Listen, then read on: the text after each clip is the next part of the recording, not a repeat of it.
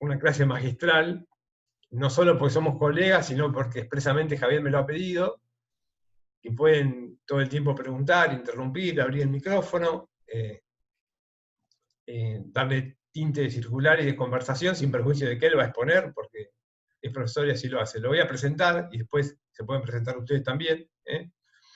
La voy a grabar la clase porque me parece que por ahí también es interesante para ustedes y para el resto de los compañeros del posgrado, ¿sí? De Abogacía del Estado. Bueno, Javier es abogado, es especialista en Derecho Administrativo y Económico, recibido en la Universidad Católica de la Ciudad de Buenos Aires, es profesor en la maestría, profesor de Derecho Administrativo y Económico en la Pontificia Universidad Católica Argentina, Ciudad de Buenos Aires. Es autor de más de 60 artículos publicados en diarios y revistas jurídicas. Es autor del libro Contratación Pública y Desarrollo de Infraestructuras, Nuevos Mecanismos de Gestión y Financiación, publicado por la Colección de Derecho Administrativo, dirigida por Julio Comadira, Belén Perrot, y fue integrante de la comisión redactora de la ley, corregime Javier si no recuerdo mal el número, 27.328, Ley Nacional de Participación Público-Privada. Lo hemos convocado como profesor invitado a esta clase, en el marco de esta materia de servicios públicos, porque precisamente esta ley, que no ha tenido tanta aplicación práctica aún en lo que se refiere a la celebración concreta de contratos, pero sigue vigente y además fue sancionada precisamente para canalizar como el instrumento o la modalidad de gestión de los servicios públicos a través de esta tipicidad jurídica que tiene mucho que ver con los sistemas de derecho comparado. Javier, no sé si también se quieren presentar ellos, pero bueno, te cedo la palabra. Que se presenten, por favor. Sobre todo para saber dónde trabajan, que me interesa.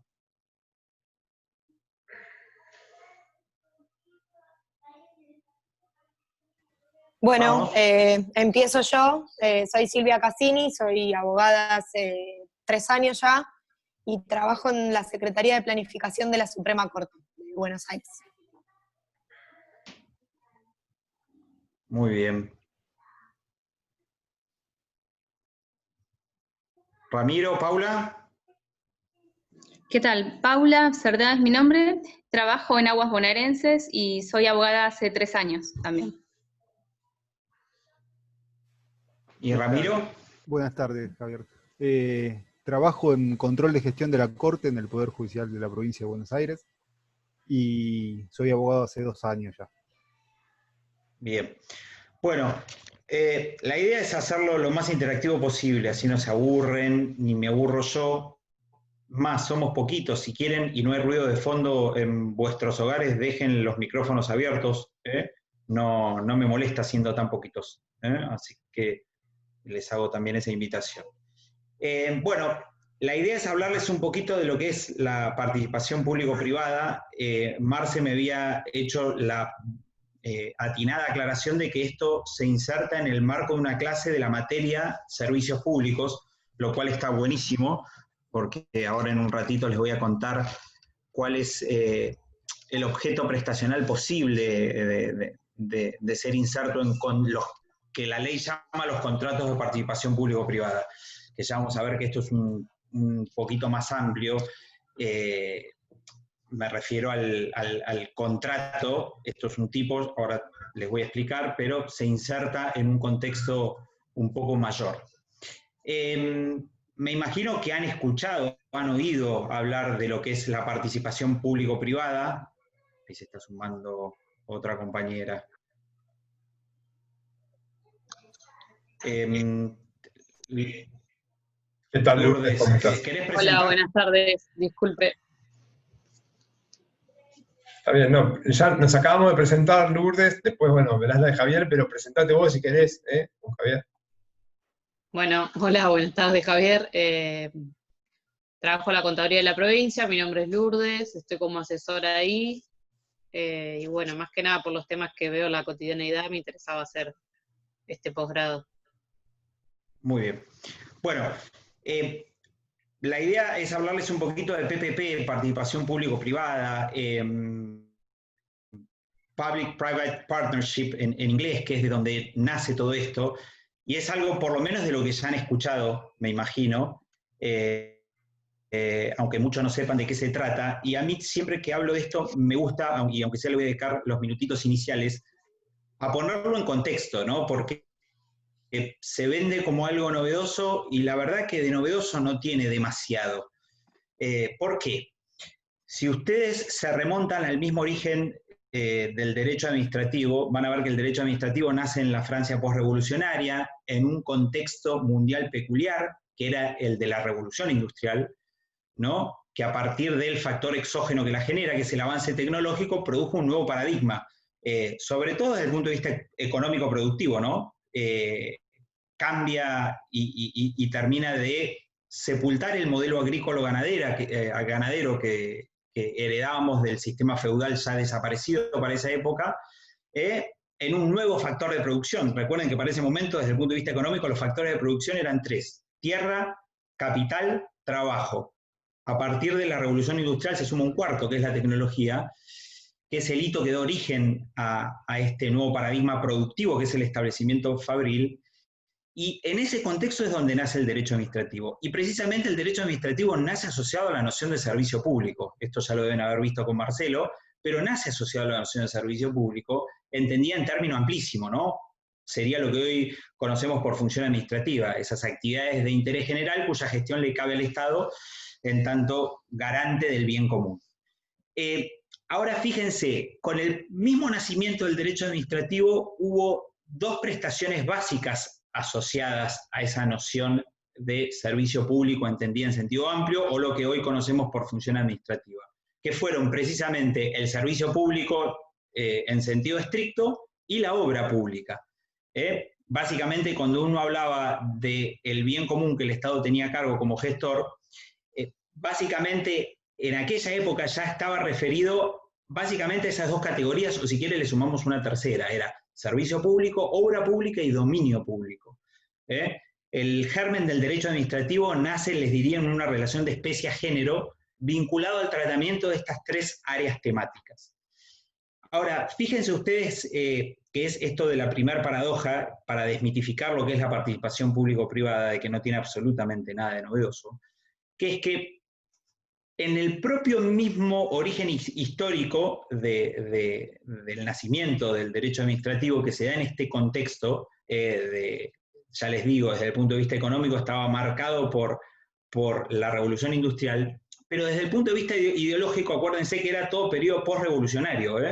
Venimos de la revolución inglesa de 1688, americana de 1776, francesa sobre todo, que es lo que nos importa a los que hacemos derecho administrativo, de 1789, y lo que se pretendía básicamente es fijar límite a la autoridad.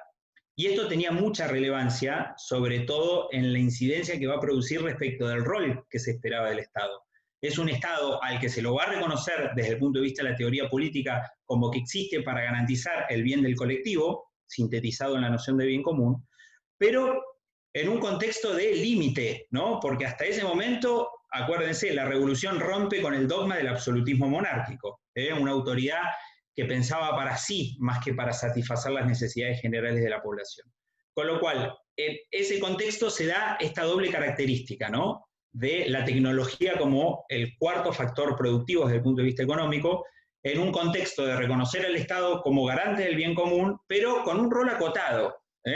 Debía expresarse en aquello que fuere mínimo e indispensable, ¿sí? Y eso abarcaba 2 grandes espectros. El Estado, básicamente, si es garante del bien común, necesariamente debe proveer a la población de regulación, ¿sí? Y de satisfacción de necesidades colectivas. Regulación por un lado y satisfacción de necesidades colectivas. Cuando hablamos de regulación nos estamos refiriendo al poder de policía, como técnica de intervención estadual.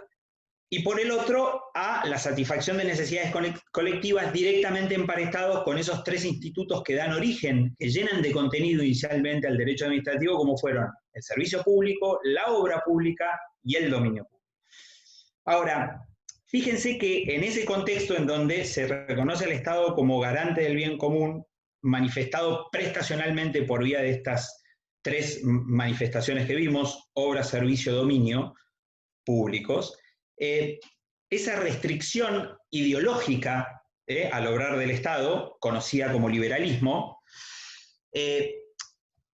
se correspondió con algo que heredamos hasta nuestros días y que es muy, muy, muy importante que lo pongan en contexto, ¿no? Que es la concesión. Ustedes también han recontra escuchado la concesión. Y yo les pregunto a ustedes, ¿qué es la concesión? Cuando yo hablo de una concesión en el ámbito del derecho público, el derecho administrativo, ¿a qué me estoy refiriendo? ¿Qué es la concesión? ¿Qué es el título concesional? ¿Qué les parece? Es entregar a un privado la explotación de algo sin perder el dominio de lo mismo. Es exactamente eso. Es la gestión indirecta de un cometido público, cuyo monopolio de iure como gestor del bien común detenta el Estado para sí. ¿Sí? El Estado es el responsable último desde el punto de vista de iure, o sea, del derecho. Ahora, el Estado, aún en ese contexto, y sobre todo en ese contexto, en donde se le endilgaba la satisfacción del bienestar colectivo, pero se le decía, ojo con la cantidad de obrar con la que usted se manifiesta, desde el punto de vista regulatorio y desde el punto de vista prestacional. Haciendo énfasis en lo que nos interesa a nosotros, que es la faz prestacional, tenemos que para ese momento nace la concesión. La concesión es una creación ideológica para hacer compatible la gestión del bien común que le cabía al Estado con el rol acotado que se esperaba de la autoridad pública en función del sesgo negativo que había marcado en esa coyuntura las sociedades por el absolutismo monárquico, ¿sí? Sobre todo a la inglesa y a la francesa, más que nada a la francesa, ¿sí? Acuérdense que el despotismo de la llamada Edad Moderna, siglos XV y XVIII, que desemboca en estas revoluciones, se sintetiza en esa frase famosa del rey Luis XIV de Francia, que es l'état c'est moi, el Estado soy yo, como diciendo, a mí no me interesa el Estado como un ente instrumental de servicio a la población. A mí me interesa el Estado porque me da el atributo de autoridad para satisfacer mi propio interés. Entonces, ese es el contexto que rompe el periodo revolucionario, en coetáneo con ese cambio de paradigma económico que supuso, ya les digo, la revolución industrial. En ese contexto, entonces, para hacerlo compatible con la restricción ideológica resultante del liberalismo, se crea la concesión. ¿Qué dice Ariño de la concesión? Dice Ariño, la concesión iba a ser un puente que, Ariño Ortiz, ¿no? el administrativista español, que le iba a permitir al Estado dirigir, pero sin gestionar. Por eso, justamente, la concesión es el mecanismo indirecto por el cual se plasman las llamadas privatizaciones, que bien entendida no es desentenderse del cometido público que sigue titularizado por el Estado, sino que de lo que se trata es la gestión indirecta, o sea, la prestación proyectada en cabeza de un particular con reserva de titularidad estatal, ¿sí? En esa época, entonces, todo lo que era actividad prestacional de contenido económico, aun cuando se reconoce como un fin que el Estado debería garantizar en su satisfacción, principalmente venía proyectado en cabeza de los particulares. ¿A través de qué? De la concesión, ¿sí? Que era, desde el punto de vista de su naturaleza, y lo sigue siendo, o sea, me explicó muy bien Silvia qué es la concesión. Ahora, desde el punto de vista de la naturaleza, si yo les digo, ¿cuál es la naturaleza de la concesión? Cuando yo hablo de concesión, ¿a qué me estoy refiriendo en su génesis? ¿Qué es la concesión? ¿Es un qué?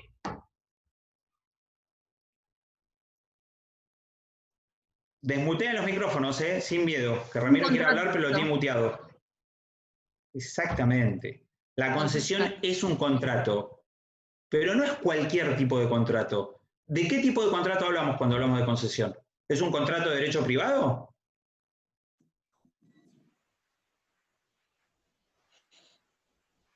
No.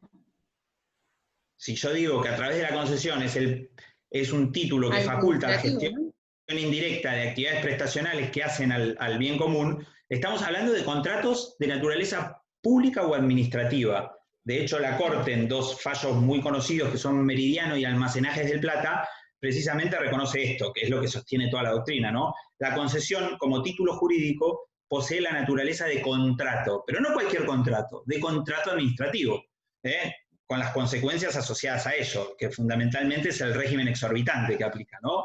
Las prerrogativas de autoridad asociadas que tienen su quicio en el fin de interés general al que con ese contrato se tiende a satisfacer. Entonces, ven que, ¿por qué les hago toda esta introducción? Desde el origen mismo del derecho administrativo, no solo teníamos actividades prestacionales que llenan de contenido la noción del bien común, cuya gestión le cabe al Estado por concepto, porque el Estado nace como un ente instrumental para satisfacer las necesidades del colectivo, eso estaba en el ideario de la Revolución, del periodo revolucionario, sobre todo en los pensadores que influyeron ideológicamente en las revoluciones todas, norteamericana, inglesa y francesa, como fueron Hobbes, Locke y Rousseau, conocidos como los pensadores racional naturalistas. Entonces, en el ideario estaba eso, o sea, generar una autoridad que nazca a partir del consenso, cuyo cometido existencial sea garantizar la satisfacción de las necesidades del colectivo. En un contexto de restricción a la autoridad por la magra experiencia padecida en los absolutismos monárquicos, generaba eso, la necesidad de compatibilizar Estado como sinónimo del bien común, aunque acotado desde el punto de vista prestacional. Y desde el mismo origen del derecho administrativo ya tenemos esas actividades prestacionales que hoy las heredamos, obra, servicio, dominio, ¿sí? Pero fundamentalmente en lo que hace obra y servicio, dominio es un bien que es público porque tiene la aptitud de satisfacer un fin de interés general, pero en lo que hace obra y dominio, que se requiere una actividad de prestación positiva, lo que Barra llama un trabajo público, una labor en sentido positivo en pos de su concreción, ahí ya teníamos que, no obstante reconocer que es un monopolio libre del Estado, principalmente estaba en cabeza de los particulares. ¿A través de qué? ¿Cómo se proyectaba? A través de la concesión. Al punto que, desde el propio, fíjense, el derecho administrativo ya lo asociamos con no solo estos tres institutos, sino con la figura de la concesión, que es la que permite la gestión indirecta de cometidos públicos, que es, lo acabamos de ver, ni más ni menos que un contrato administrativo. Y les hago otra pregunta, vamos a hilar cada vez más fino. Si yo voy al concepto, ¿no?, de lo que es un contrato administrativo, y que todos sabemos, ¿no?, como contrato que es, tiene una raíz común, acuerdo de voluntades generador de derechos y obligaciones, que es administrativo porque tiene por objeto la satisfacción de un fin de interés general. Ahora, en cuanto a las tipologías de contratos, y esto me interesa porque está muy vinculado con el tema de PPP, las clasificaciones, nosotros tenemos heredado del derecho común las dos más conocidas, que son contratos típicos y atípicos, según que tengan o no regulación, nominados o innominados, según que tengan o no un nomen juris asignado a los fines de su identificación. Pero ¿qué categoría específica hay de clasificación de contratos en el derecho público? ¿Se acuerdan? Hay una específica ¿de obra de servicio? El género. Eso encuadra dentro de una de las dos categorías, pero el género. Estamos hablando de géneros clasificatorios. Hay uno específico del derecho público. ¿Se acuerdan cuál es? ¿No se acuerdan? Típicos y atípicos, nominados o innominados, y de colaboración y de atribución. La clasificación género específica del derecho público es, en materia contractual, es contratos de colaboración y contratos de atribución. ¿De qué va a depender? En los contratos de colaboración, la principal prestación está en cabeza del particular, ¿sí?, que coadyuva a través de su labor o trabajo a la satisfacción de un fin de interés general. Mientras que en los contratos de atribución, la principal prestación está en cabeza no del particular, sino del Estado, ¿sí? Y ahí el interés público, si bien existe, porque si no el contrato no sería administrativo, aparece impactado o aparece comprometido no ya de manera directa e inmediata, como los contratos colaborativos, sino de manera indirecta o mediata, ¿sí? Y vamos a los géneros prestacionales. Los 4 géneros prestacionales que llenan de contenido a esta categoría contratos de colaboración, básicamente son la obra pública, el servicio público, el suministro y el empleo público. Estamos hablando de géneros prestacionales, ¿eh? Ojo con este detalle, porque una cosa es el género prestacional y otra cosa es el tipo contractual que habilita la ejecución del género prestacional. Ahora, en un ratito vamos a ver ese matiz de diferencia que es importante. Pero, vuelvo, contratos colaborativos como género clasificatorio son aquellos en donde es el particular que tiene principal prestación a su cargo y que coadyuva de manera directa e inmediata la satisfacción de un cometido público. Y eso se ve en claro a partir de los 4 géneros prestacionales, ¿no? Que la llenan de contenido esa categoría. Y vuelvo, es obra, servicio, siempre públicos, por supuesto, ¿no? Empleo público y suministro, ¿sí? En los contratos atributivos, la categoría que llena de contenido esa clasificación es básicamente lo que se llaman los derechos de uso especiales sobre bienes del dominio público, ¿sí? De ahí que, para que entiendan la lógica de por qué la principal prestación está en cabeza del Estado, porque es el Estado el que tiene que dejar usar un bien que por definición está sujeto al uso del conjunto de la población, como pasa con los bienes del dominio público. Pero fíjense, estamos hablando de género clasificatorio que es simbiótico con lo que es la figura del contrato administrativo, que nace en coetáneo con el derecho administrativo y con la noción de servicio público entendida en el sentido que vimos, no entendida en el sentido amplio, en lo que hoy llamaríamos función administrativa. ¿Y a qué voy con esto? Porque cuando hablamos de participación público-privada o colaboración público-privada, estamos hablando de eso, de un particular coadyuvando a partir de su labor, de su trabajo, a la satisfacción de un fin de interés general. Y esto de novedoso tiene nada. Vemos que desde el propio nacimiento del derecho administrativo existe. ¿Sí?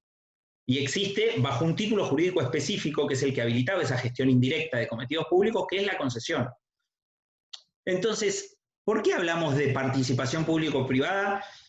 Sobre todo, esto es para darle más incoherencia a lo que yo estoy diciendo, o coherencia argumentativa, tenemos que esto de participación público-privada o colaboración público-privada o asociación público-privada, lo van a ver por todas esas siglas, nace a fines de la década de 1980. Fíjense qué contemporáneo es esto. Ahora, ¿cómo le doy coherencia? ¿Por qué esto es si yo les estoy diciendo que nace a fines de la década del 80, pero si voy a la terminología, en última instancia, la sustancia del PPP es un particular coadyuvando con el Estado en la satisfacción de un fin de interés general. ¿Tiene algo de novedoso? Nada. Vimos que existe desde el origen mismo el derecho administrativo proyectado a través del título concesional, sobre todo en materia de servicio público. Sobre todo en materia de servicio público. Entonces, ¿por qué esta vuelta de tuerca? ¿Qué pasó en el medio? Y pasó esto. Yo que les dije, el derecho administrativo nace en ese contexto político de hartazgo, del avasallamiento del monarca a la posición de los súbditos, por un lado, eso es la faz política, y la faz económica, una nueva unidad productiva que irrumpía en el escenario económico dada a partir del avance tecnológico, que era el establecimiento fabril, lo cual dejaba rezagado como modelo de explotación económico principal al agrícola-ganadero. En ese contexto, ¿qué pasa? La tecnología tenía un germen muy incipiente, recién nacía, ¿sí?, la revolución industrial, al punto que, si bien el Estado se reconoce como titular de iure en la satisfacción del bien común, el Estado, y esto lo ven reflejado en todas las normas que regulan tanto el servicio público como la obra pública, él tenía la opción, a través de una decisión de lo que se llama de política administrativa, de o gestionarlo por tercero, ¿sí?, o gestionarlo por tercero, que es el título concesional, o gestionarlo por sí. ¿Y cuándo se entrevió esto? Al principio era gestión indirecta, porque la ideología del liberal capitalismo restringía o acotaba, desde el punto de vista ideológico, una participación directa del Estado. No obstante, insisto, reconocerlo como titular de la necesidad en juego, porque era parte de la noción del bien común, cuya satisfacción le cabía al Estado. Pero acuérdense que la ideología liberal duró desde el periodo revolucionario, o sea, mediados del siglo XIX, hasta principios del XX, en donde se empezó a entrever de que ese modelo no intervencionista dejaba insatisfecho un cúmulo de necesidades, ¿sí? Dejaba insatisfecho un cúmulo de necesidades. Bien marcado con el crack o la bursátil de 1929 de Estados Unidos, y eso empezó a generar una corriente inversa a la que venía, mayor presión popular en pos de que el Estado se haga cargo de manera directa en la gestión de los cometidos públicos, no proyectado en cabeza de un particular, ¿sí? eso es lo que sembró la semilla del quiebre del liberalismo y lo que luego se dio en llamar Estado de Bienestar o Estado Social de Derecho, con Heller, Lasky y Keynes, 3 pensadores asociados al desarrollo de ese modelo, llevado al extremo con Marx, ¿no? Pero que en última instancia lo que decía era eso, o lo que postulaban era eso, que el Estado se hiciese cargo de manera directa de la gestión del bien común, ¿sí? No indirectamente por el salvoconducto de particulares. Y esto está bien reflejado, ya les digo, en todas las legislaciones de esa época, fines del siglo XIX, principios del XX, en materia sobre todo de obra pública y de servicio público, en donde estaban las dos alternativas. Estaba la posibilidad de gestión directa de la actividad prestacional por el Estado, sea obra o servicio, o la gestión indirecta, contratando a un particular, ¿sí? Pero estaban las dos posibilidades. Ya desde el punto de vista ideológico, porque se concebía una intervención directa por parte del Estado, y eso con el consiguiente reflejo normativo, llevado al extremo no ideológico de lo que fue el socialismo, encabezado en la figura de Marx, en donde prácticamente el Estado debía concentrar toda actividad de tipo productiva, excluyendo los factores de la producción como en cabeza del sector privado. Tenían que estar, según Marx, en cabeza del Estado. Más allá de eso, lo que tenemos es, roto el dogma ideológico del liberalismo, en el sentido que el Estado no podía tomar acción directa, ya quedó en claro que estas actividades prestacionales de contenido económico que hacían a la satisfacción de necesidades básicas de la población y que se encarnaban en básicamente 2 institutos, que eran la obra pública y el servicio público, el Estado los podía llevar a cabo por sí, o lo que se llama la gestión por administración, o por tercero, lo que se llama la gestión indirecta o privatización. Ahora, ¿qué pasó en el medio? ¿Por qué llegamos a esto como si fuese algo novedoso del PPP a fines de la década del 80? Y pasó lo siguiente, en realidad lo nuevo que se dio en el medio, ¿saben qué fue? El mayor avance tecnológico. Yo les dije que la tecnología como nuevo factor de producción nace precisamente con la revolución industrial. El tema es que de ahí en más fue en un nivel de crecimiento, el avance tecnológico, que llegó a un punto en el que de esa alternativa inicial que tenía el Estado, que se consideraba como idóneo para gestionar obra o servicio público por sí o por tercero, llegó a un punto en el que era tal el avance tecnológico, y el avance tecnológico venía directamente asociado al capital, destinado a financiarlo, y el capital estaba en manos ¿de quién? De los particulares, con lo cual el conocimiento asociado al desarrollo de la tecnología llegó a un punto en el que terminó siendo monopolio del sector privado, no del público. Y esto, el PPP, o lo que se llama PPP, insisto, nada novedoso, es colaboración del particular en la satisfacción de un cometido público, pero se revitaliza en un movimiento de fines de la década del 80, en donde nace no como dogma, sino que se dogmatiza a partir de una necesidad práctica. ¿Qué es lo que pasó? El PPP fue el nombre académico que se le dio a una necesidad puntual, que fue Eurotúnel, ¿sí? Al Reino Unido, que es un archipiélago de islas, por ende rodeado de mar, se le ocurrió, ¿cómo me conecto con la Tierra? ¿Por qué no hago un túnel subacuo que conecte al Reino Unido con el continente? ¿Cuál es el punto más cerca que tengo? El punto más cerca que tengo es Francia. Entonces, ahora, el Estado, ¿eso qué es? Desde el punto de vista prestacional, claramente era una obra pública. Ahora igual vamos a distinguir los géneros prestacionales, sobre todo obra y servicio, ¿no? Pero eso es, y ahora vamos a ver la definición técnica, pero eso es una obra pública. ¿Pero qué pasó? El Estado se mira sus cuerpos técnicos y dice, yo estoy en capacidad de diseñar un túnel subfluvial que tiene que pasar por abajo del fondo del mar, ¿sí? Que era una obra de ingeniería mayúscula. No.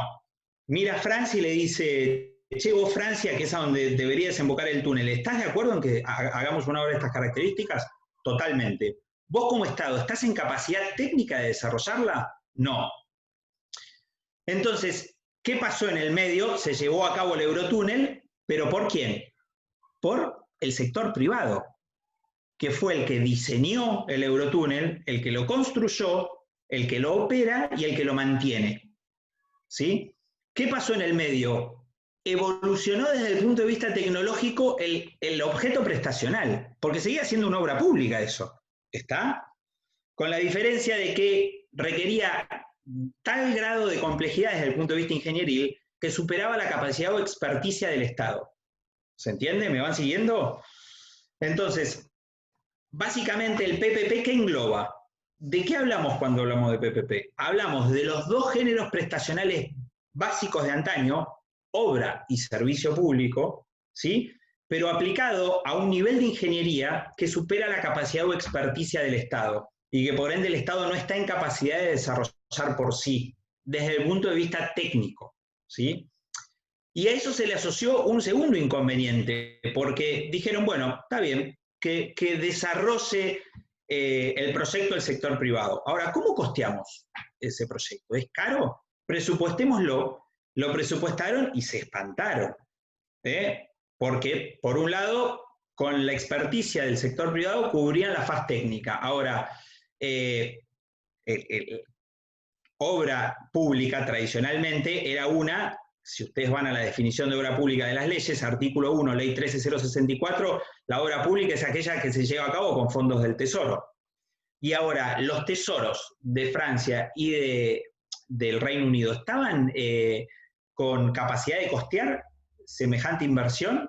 No, definitivamente no. Con lo cual, también necesitaban del sector privado, no ya por la experticia técnica, sino por la inyección de recursos que le podía aportar. Síntesis, el Eurotúnel fue una obra diseñada, construida, mantenida y operada por los particulares, que insumió, ¿saben cuánto? El plazo de ejecución, generalmente los plazos de ejecución de las obras son cortos, para que vean cuán compleja era la obra desde la ingeniería de detalle y por eso superaba la experticia del Estado. El Eurotúnel tardó 7 años en ejecutarse como obra y tuvo un costo de 16.000 millones de euros, ¿sí? 7 años de ejecución, 16.000 millones de euros. Y todo eso lo hizo el sector privado colaborando con el público. ¿Me siguen? Entonces, cuando hablamos de PPP, hablamos básicamente de 3 características, ¿sí? De 3 características que lo hacen esto que estudiamos hoy. Descontando una que está ahí en la base, que es el particular colaborando con el Estado en la satisfacción de un cometido público, hay 3 esquicios que lo diferencian de lo que era la obra y el servicio público tradicionales. Por un lado, la complejidad técnica. Estamos hablando de prestaciones que requieren una ingeniería de detalle en su complejidad de media a alta, ¿sí? De media a alta. De ahí que, primer característica del PPP, supone transferencia de tecnología del sector privado al público. Es la primera característica. La segunda característica es que genera efectiva proyección o compartición de riesgos, ¿sí? Hay efectiva proyección o compartición de riesgos del sector público hacia el sector privado.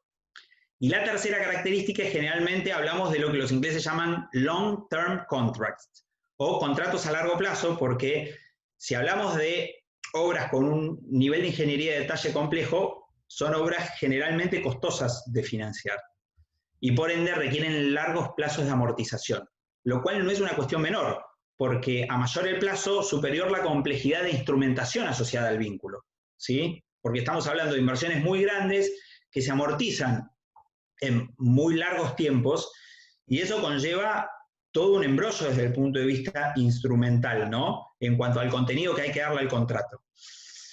Entonces, básicamente, cuando hablamos de PPP, estamos hablando de las clásicas prestaciones colaborativas de antaño, ¿sí? Que es obra y servicio público. Por eso Marce me invitó a dar PPP en la materia servicio público, porque el objeto prestacional posible de un PPP es principalmente la obra pública y el servicio público, los dos, ¿sí? Pero, ¿cuál es la característica que los distingue del estado de situación del siglo XIX? Un nivel de ingeniería de detalle, ¿sí? Que supera la capacidad o experticia estatal. ¿Por qué? Porque requiere un know-how que supone una experticia que únicamente la vamos a encontrar en el sector privado, que es el que puso el capital a los fines de su desarrollo. Y es el que posee hasta las licencias desde el punto de vista de la propiedad intelectual. ¿Se entiende? Entonces, por eso básicamente el PPP es lo mismo que antes, ¿sí? Pero lo único que varía en el medio es la complejidad del objeto prestacional, que es uno de mayor demanda técnica, desde el punto de vista de la evolución tecnológica, mayor demanda técnica, y que por ende supera la experticia o capacidad de los cuadros técnicos del Estado, a consecuencia de lo cual necesariamente me tengo que reclinar al sector privado. Y fíjense la primera conclusión. La obra pública de antaño era una en donde la tecnología estaba en ciernes, con lo cual el Estado se sentía en capacidad de llevarla a cabo por sí o por tercero, ¿sí? Pero era una decisión de política administrativa. El objeto de un PPP, por lo menos como el PPP nace, ya vamos a ver que evolucionó, en 2 décadas que lleva de vida evolucionó, el PPP nace para eso, para un objeto prestacional prototípico, que es uno que demanda una alta exigencia desde el punto de vista ingenieril o técnico, y con gran cantidad de recursos asociados, que son las 2 áreas en las que el particular puede intervenir coadyuvando como colaborador.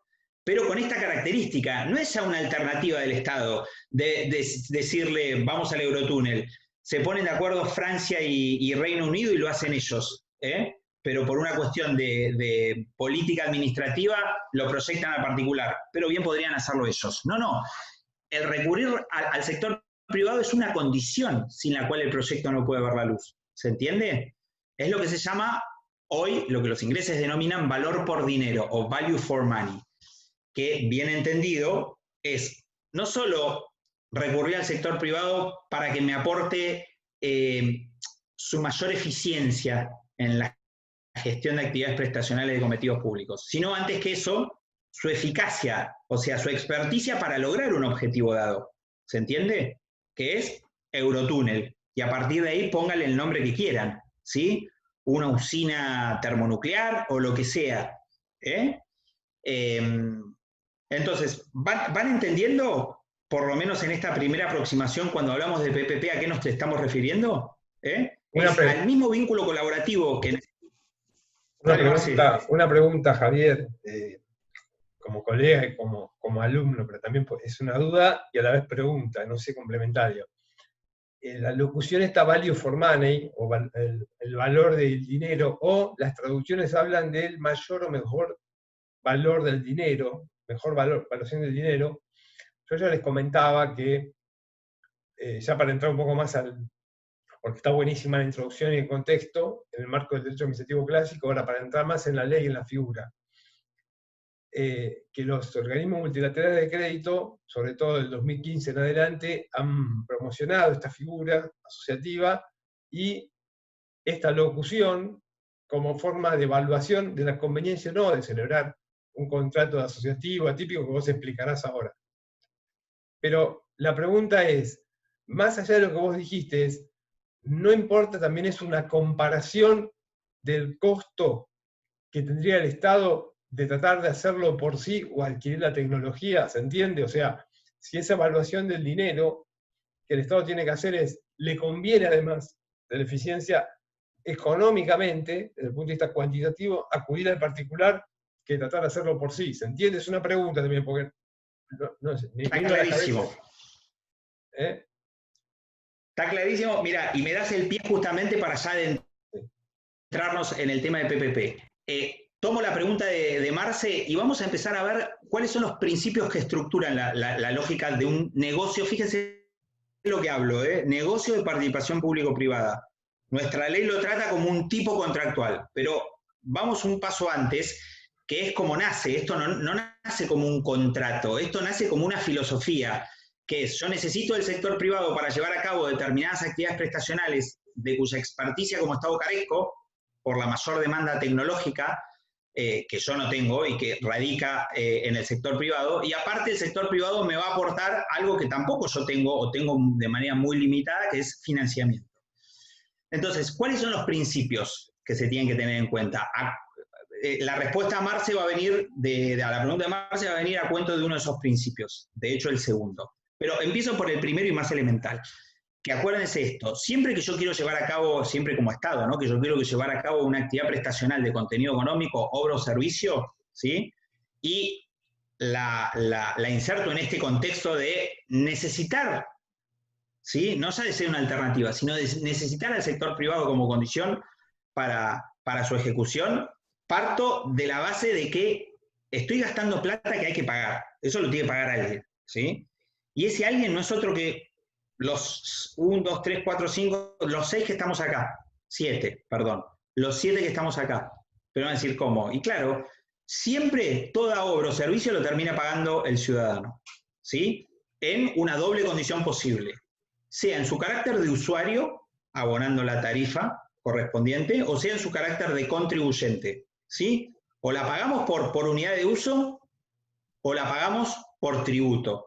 Y acá Adam Smith, que van a decir, no es muy objetivo en la opinión, pero fíjense, dijo algo de sentido común, que el costeo de las infraestructuras, el mecanismo axiológicamente, visto desde el punto de vista axiológico, más justo es que lo costee no el contribuyente, porque por ahí el contribuyente no se ve beneficiado por esa infraestructura, sino por quien la usa. Bueno, anécdota al margen, sepan eso, siempre todo esto alguien lo tiene que pagar, y lo pagamos nosotros, sea en nuestro carácter de usuario, sea en nuestro carácter de contribuyente. Segundo principio, directamente vinculado a la consulta de Marce, que es la planificación. La planificación de todo lo que es infraestructura, en materia de infraestructura y servicios públicos, siempre tiene que estar en cabeza del Estado.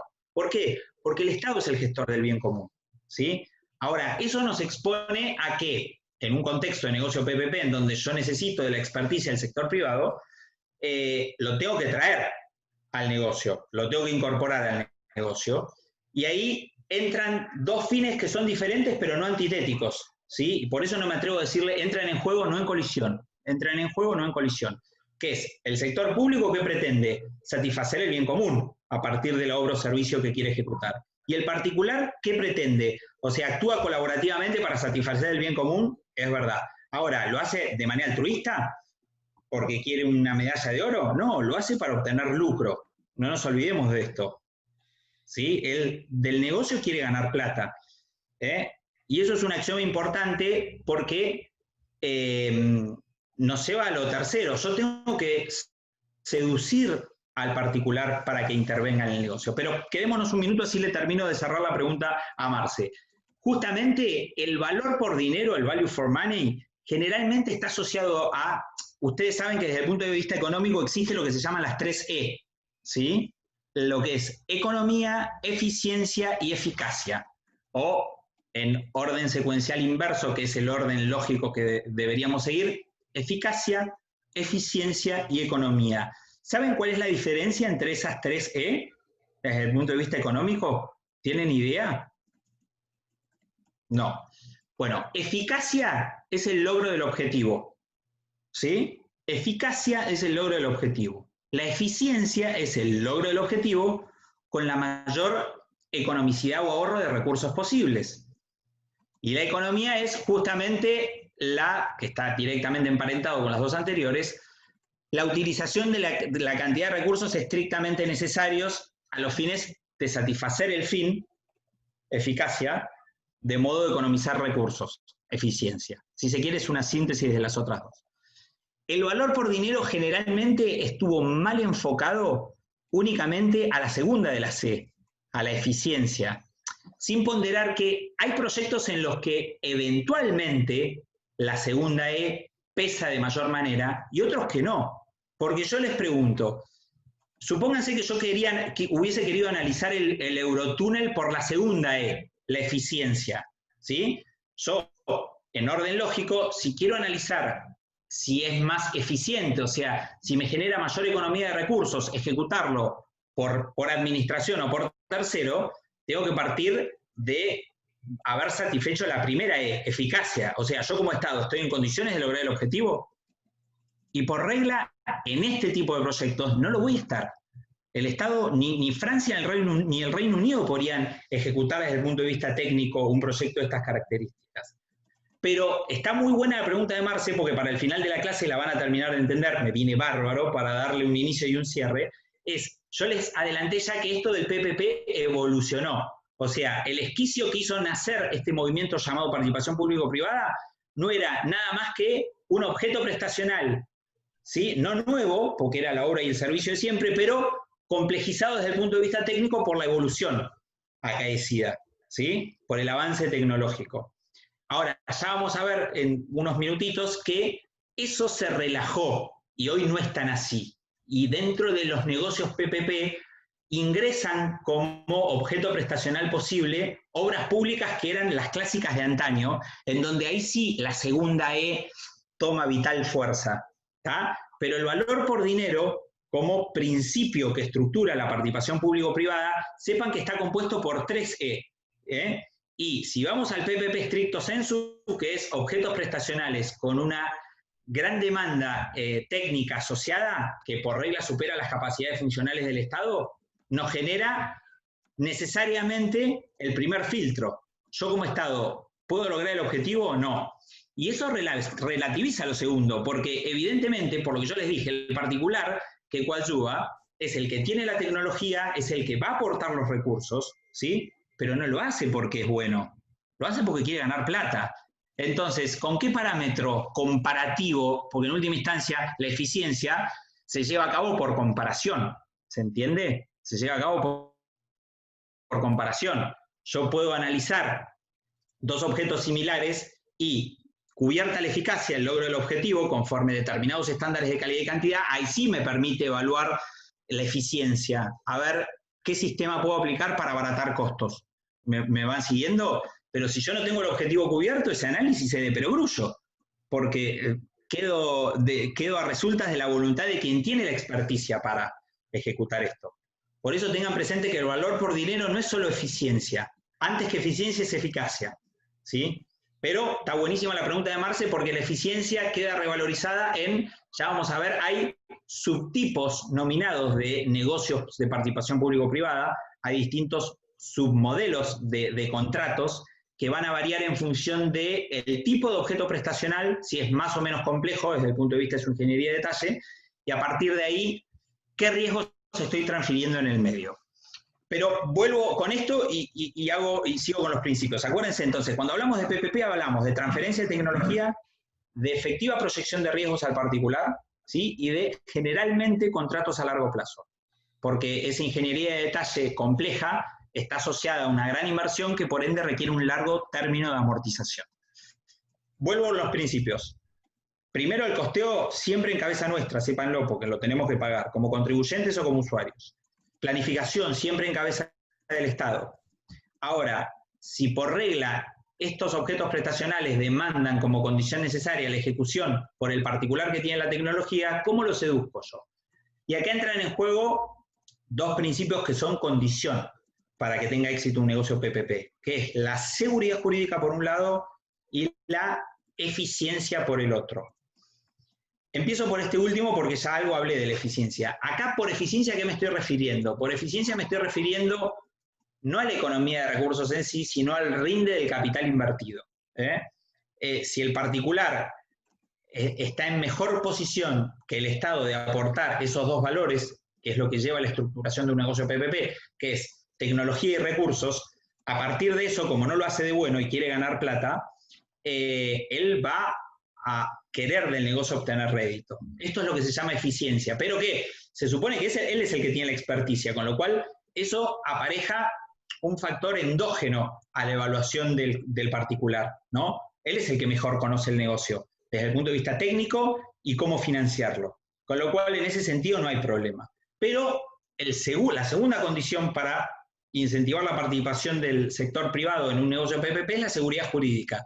Y eso se emparenta directamente con lo que se llama riesgo político, ¿sí? Que es la incidencia negativa que puede generar el hecho de que el contratante en esa relación sea el Estado, con todo lo que eso conlleva.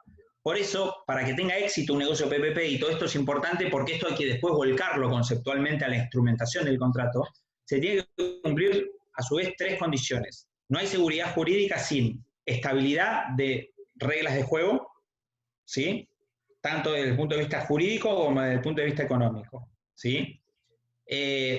Proyección en el tiempo de los marcos normativos, que hoy no escriba algo y mañana lo pueda deshacer, porque eso es fuente de inseguridad. Y el tercero, protección de los derechos que nacen a partir del contrato. Acuérdense que el contrato, si hay algo que genera, es el nacimiento de derechos en favor del contratista. Esto lo sabemos y lo estudiamos en derecho constitucional. De hecho, el fallo, no sé si se acordarán, el fallo por el que se estudia el derecho de propiedad en derecho constitucional, ¿se acuerdan cuál es? Bourdieu con Municipalidad de la Capital Federal. En ese fallo es el fallo hito en el que la Corte define el derecho de propiedad. Lo define como todo interés apreciable que una persona puede llegar a poseer fuera de sí misma, fuera de su vida y de su libertad. Ahora, ¿saben en qué contexto define el derecho de propiedad?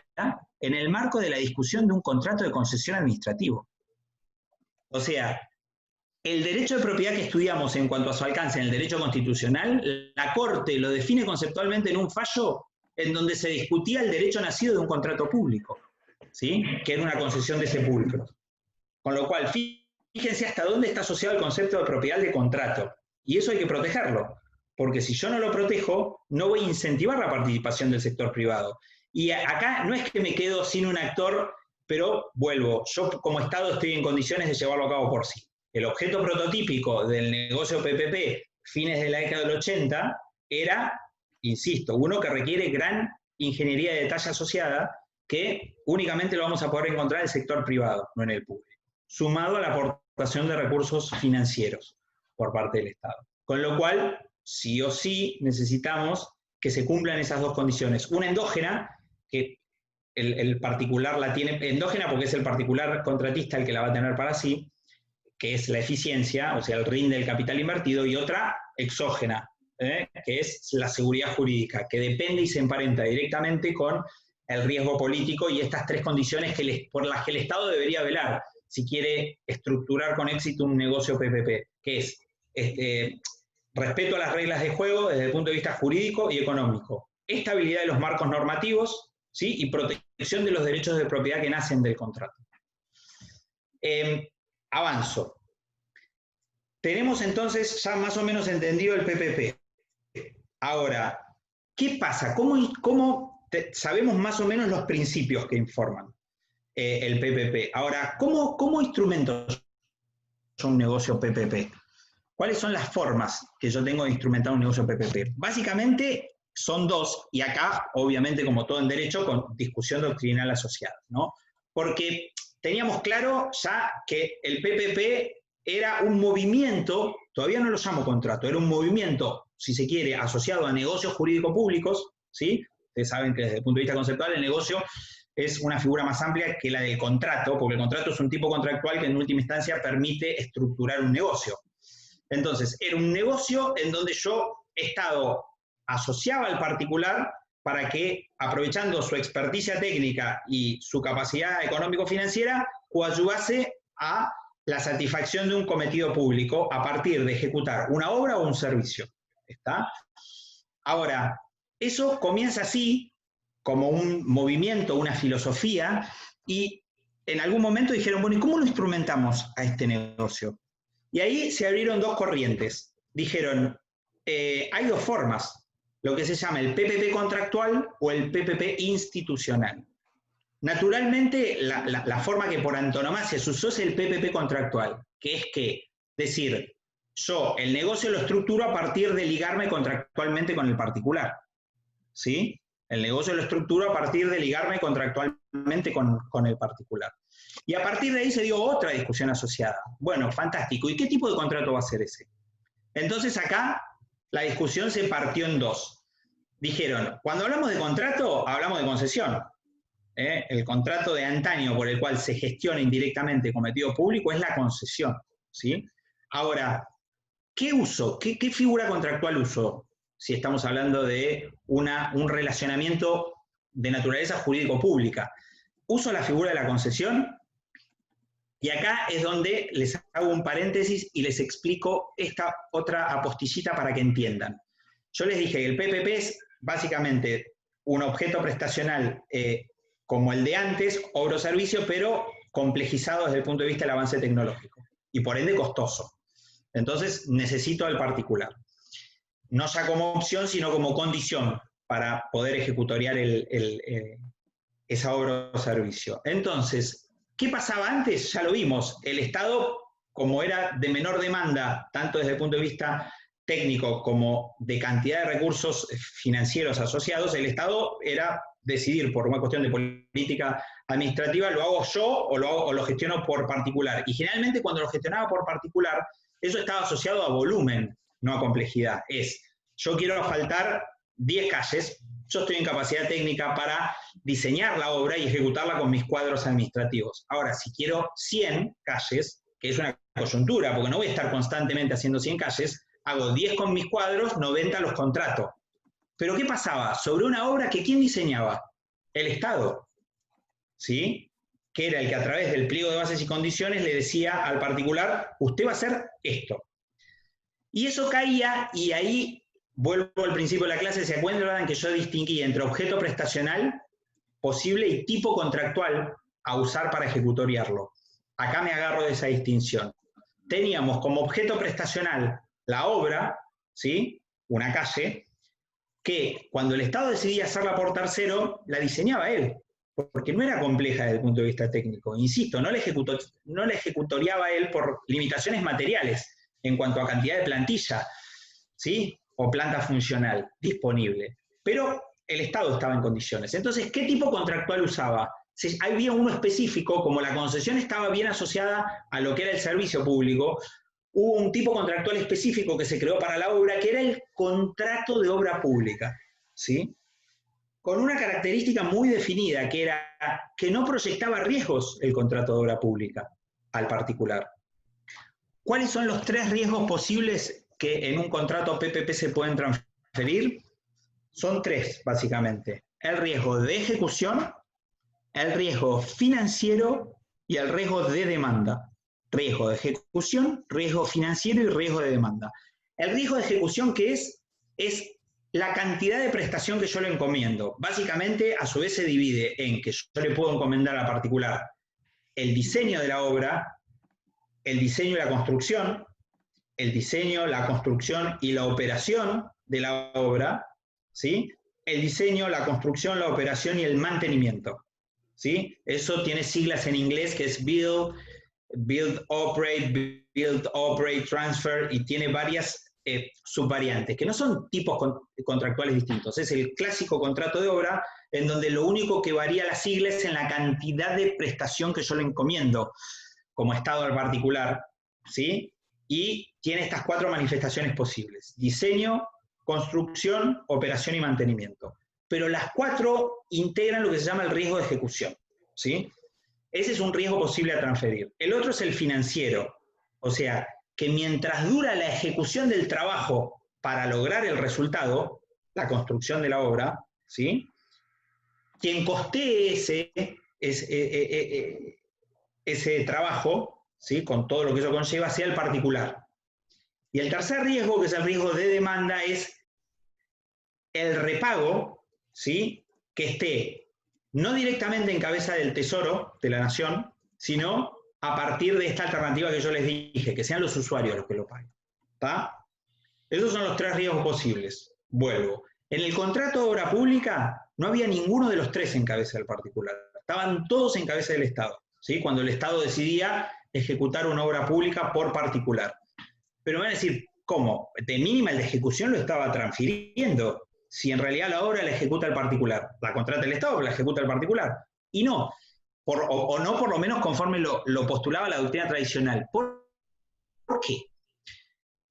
En todas las normas que regulan el contrato de obra, ustedes, más allá de los sistemas de ejecución que hacen básicamente a el momento en el que se tiene por satisfecha la prestación, ¿sí? Los van a leer por unidad de medida, ajuste alzado, coste y costas. En los 3 aplica la misma dinámica en la ejecución, ¿sí? Que es esta. Por regla, quien diseña es el Estado, que lo único que contrata, fíjense, ¿se acuerdan que yo en ejecución le hablé diseño, construcción, operación y mantenimiento? Como hablamos de obra pública de antaña, operación y mantenimiento, bórrenlos, hablábamos de diseño y construcción. El diseño estaba a cargo del Estado, ¿sí? Era el que le decía al particular qué era lo que tenía que hacer. La construcción, claramente, era lo que le contrataba el Estado al particular, no iba a estar en cabeza del particular. Pero ¿qué pasa? Todas las normas que regulaban los contratos de obra pública, cualquiera de esos 3 sistemas de ejecución, partían de una misma lógica, que es lo que se llama certificación por grado de avance. Entonces, ¿qué hacía el Estado en el marco de un contrato de obra pública? Le encomendaba, con base en el diseño hecho por ella, que el particular lo ejecutase. Pero ¿qué hacía? Desde el inicio y hasta el final, el Estado mensualmente iba a certificar la porción de la tarea ejecutada, ¿sí? La iba a instrumentar en lo que se llama un certificado, que eran los certificados de obra, y la iba a pagar. Entonces, ¿por qué se decía que no había transferencia de riesgos? Financiero ninguno, porque el particular en realidad avanzaba en la obra a medida que el Estado iba certificando y pagándole los anticipos a través del certificado. No había aporte financiero del particular, ¿está? Con lo cual, tachemos el riesgo financiero. ¿Y por qué ni siquiera el de ejecución?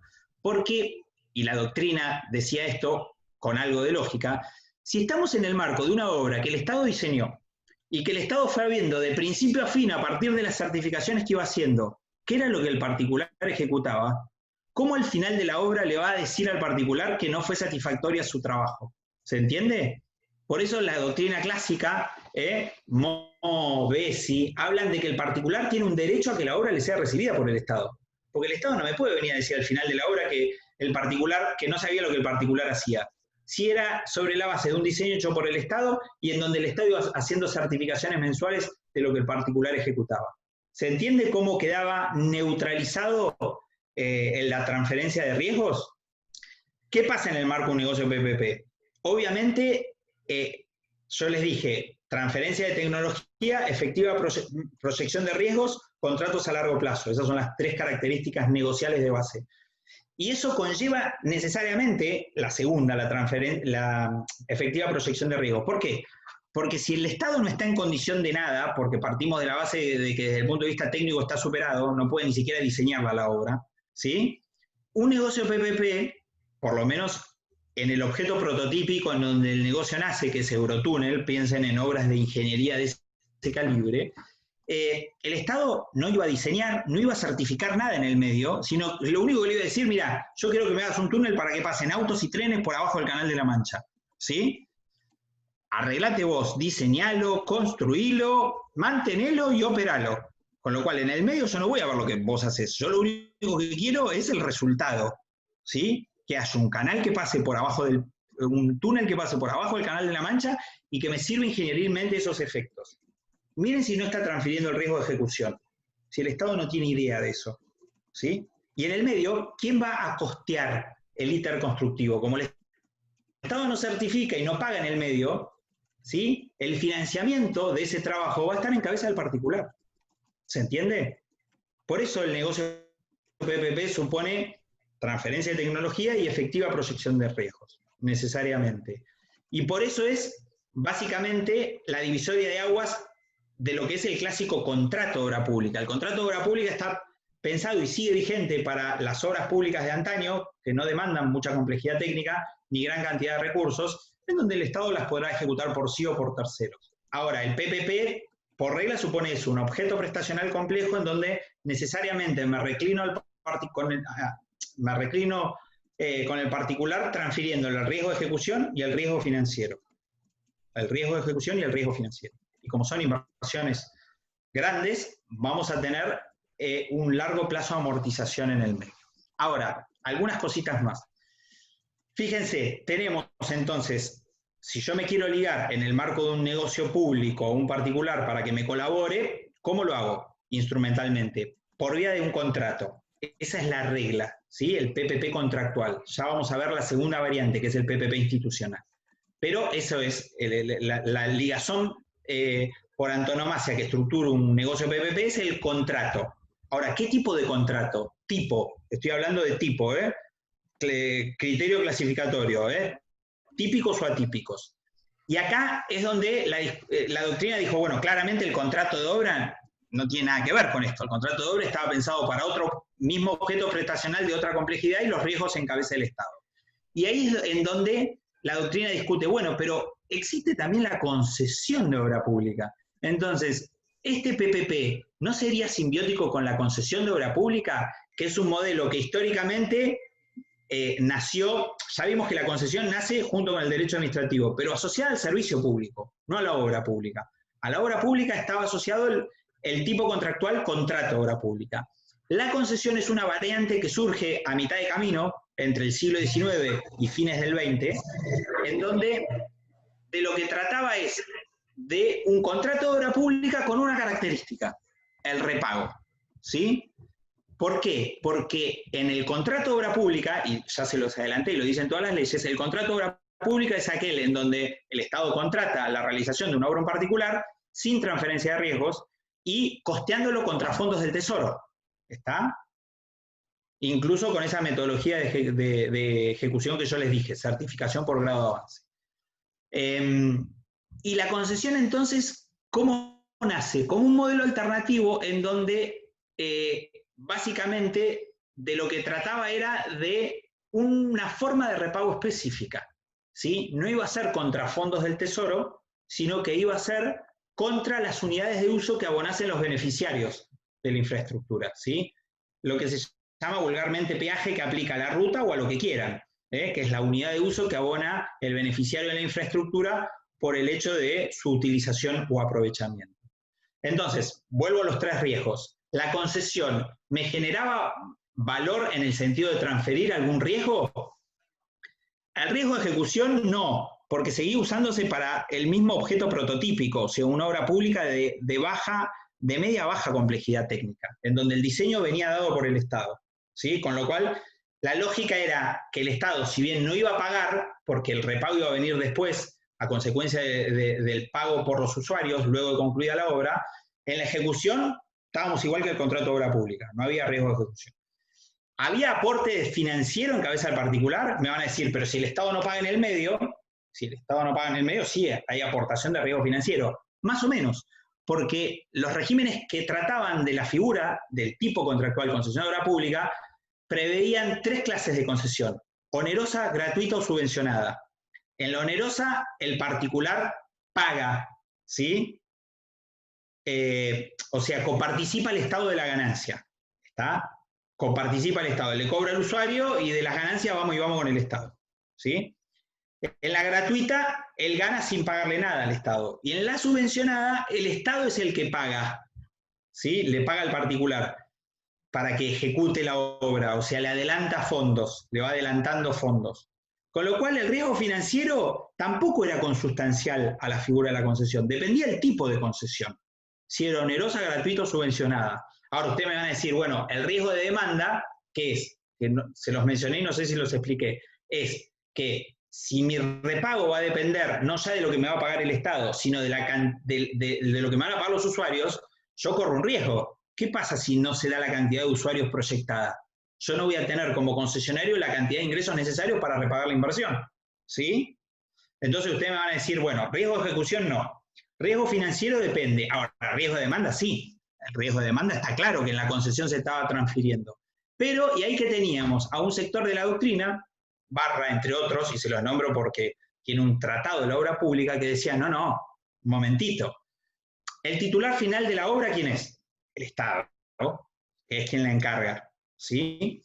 Ahora, efectivamente el particular, en principio, que vaya y trate de cobrarse de los usuarios. Ahora, si no se da la cantidad de unidades de uso necesarias para repagar la inversión, es totalmente injusto y se produce un enriquecimiento sin causa en favor del Estado si esa inversión no termina siendo repagada. Con lo cual, Barra que dice, hay un deber de garantía tácito por parte del Estado, que es el que tiene que salir a pagar el faltante de cantidad de unidades de uso que repaguen la inversión del particular.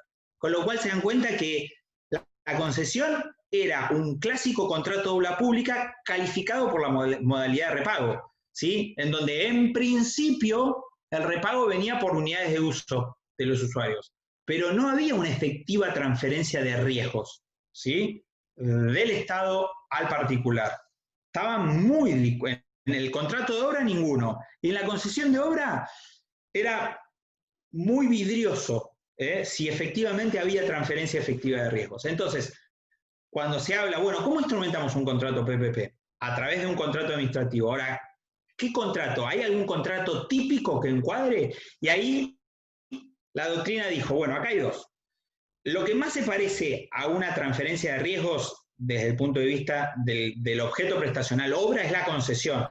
Entonces, la discusión de la doctrina fue, o modificamos los regímenes de concesión de obra pública para dejar en claro que ahí se va a producir una efectiva transferencia de riesgos en contraposición al contrato de obra pública, o Dejemos el contrato de obra pública, que está claro que no transfiere riesgos, dejemos la concesión ahí, porque hay tanta literatura jurídica ya en el sentido de discutir si transfiere o no riesgo la concesión, que es para lío, y creemos un tipo contractual específico, que sea para este tipo de negocios, que se llame como contrato de participación público-privada.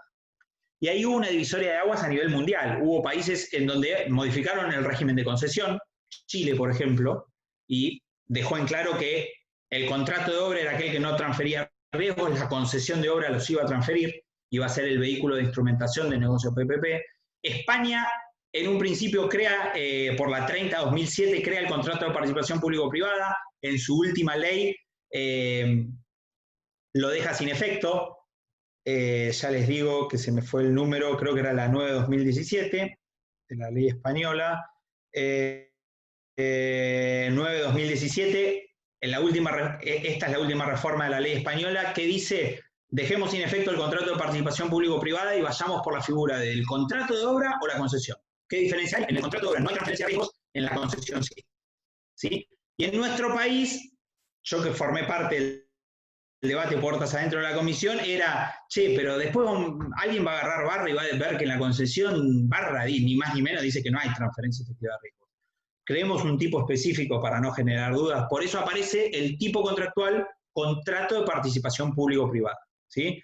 Cuyo objeto prestacional posible es tanto la obra como el servicio público, ¿sí? Y esto surge del juego de los artículos 1 y 2, está claro, y generemos a partir de eso un tipo contractual del que no existan dudas de que cuando se está usando es porque lo usamos para un objeto prestacional que, si bien es el de siempre, obra o servicio, pero está asociado a uno con una característica puntual, que es uno que va a generar efectiva transferencia de riesgos al particular. En principio, porque requiere una demanda técnica, desde el punto de vista de la experticia, de la que el Estado va a carecer. Y aparte va a tener asociada la aportación de recursos por parte del sector privado.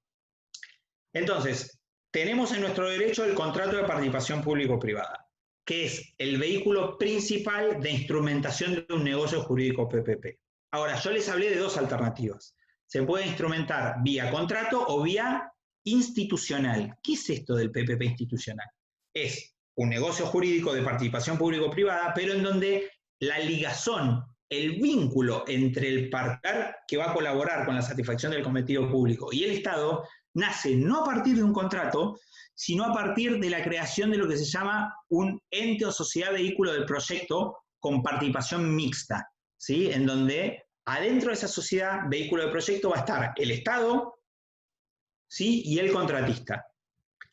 Esta alternativa está prevista en nuestra ley PPP, surge de los artículos 3, 8 y siguientes de la ley de participación público-privada, que, como dijo Marce, efectivamente no les mencioné ni siquiera el número, todavía, que es la 27328.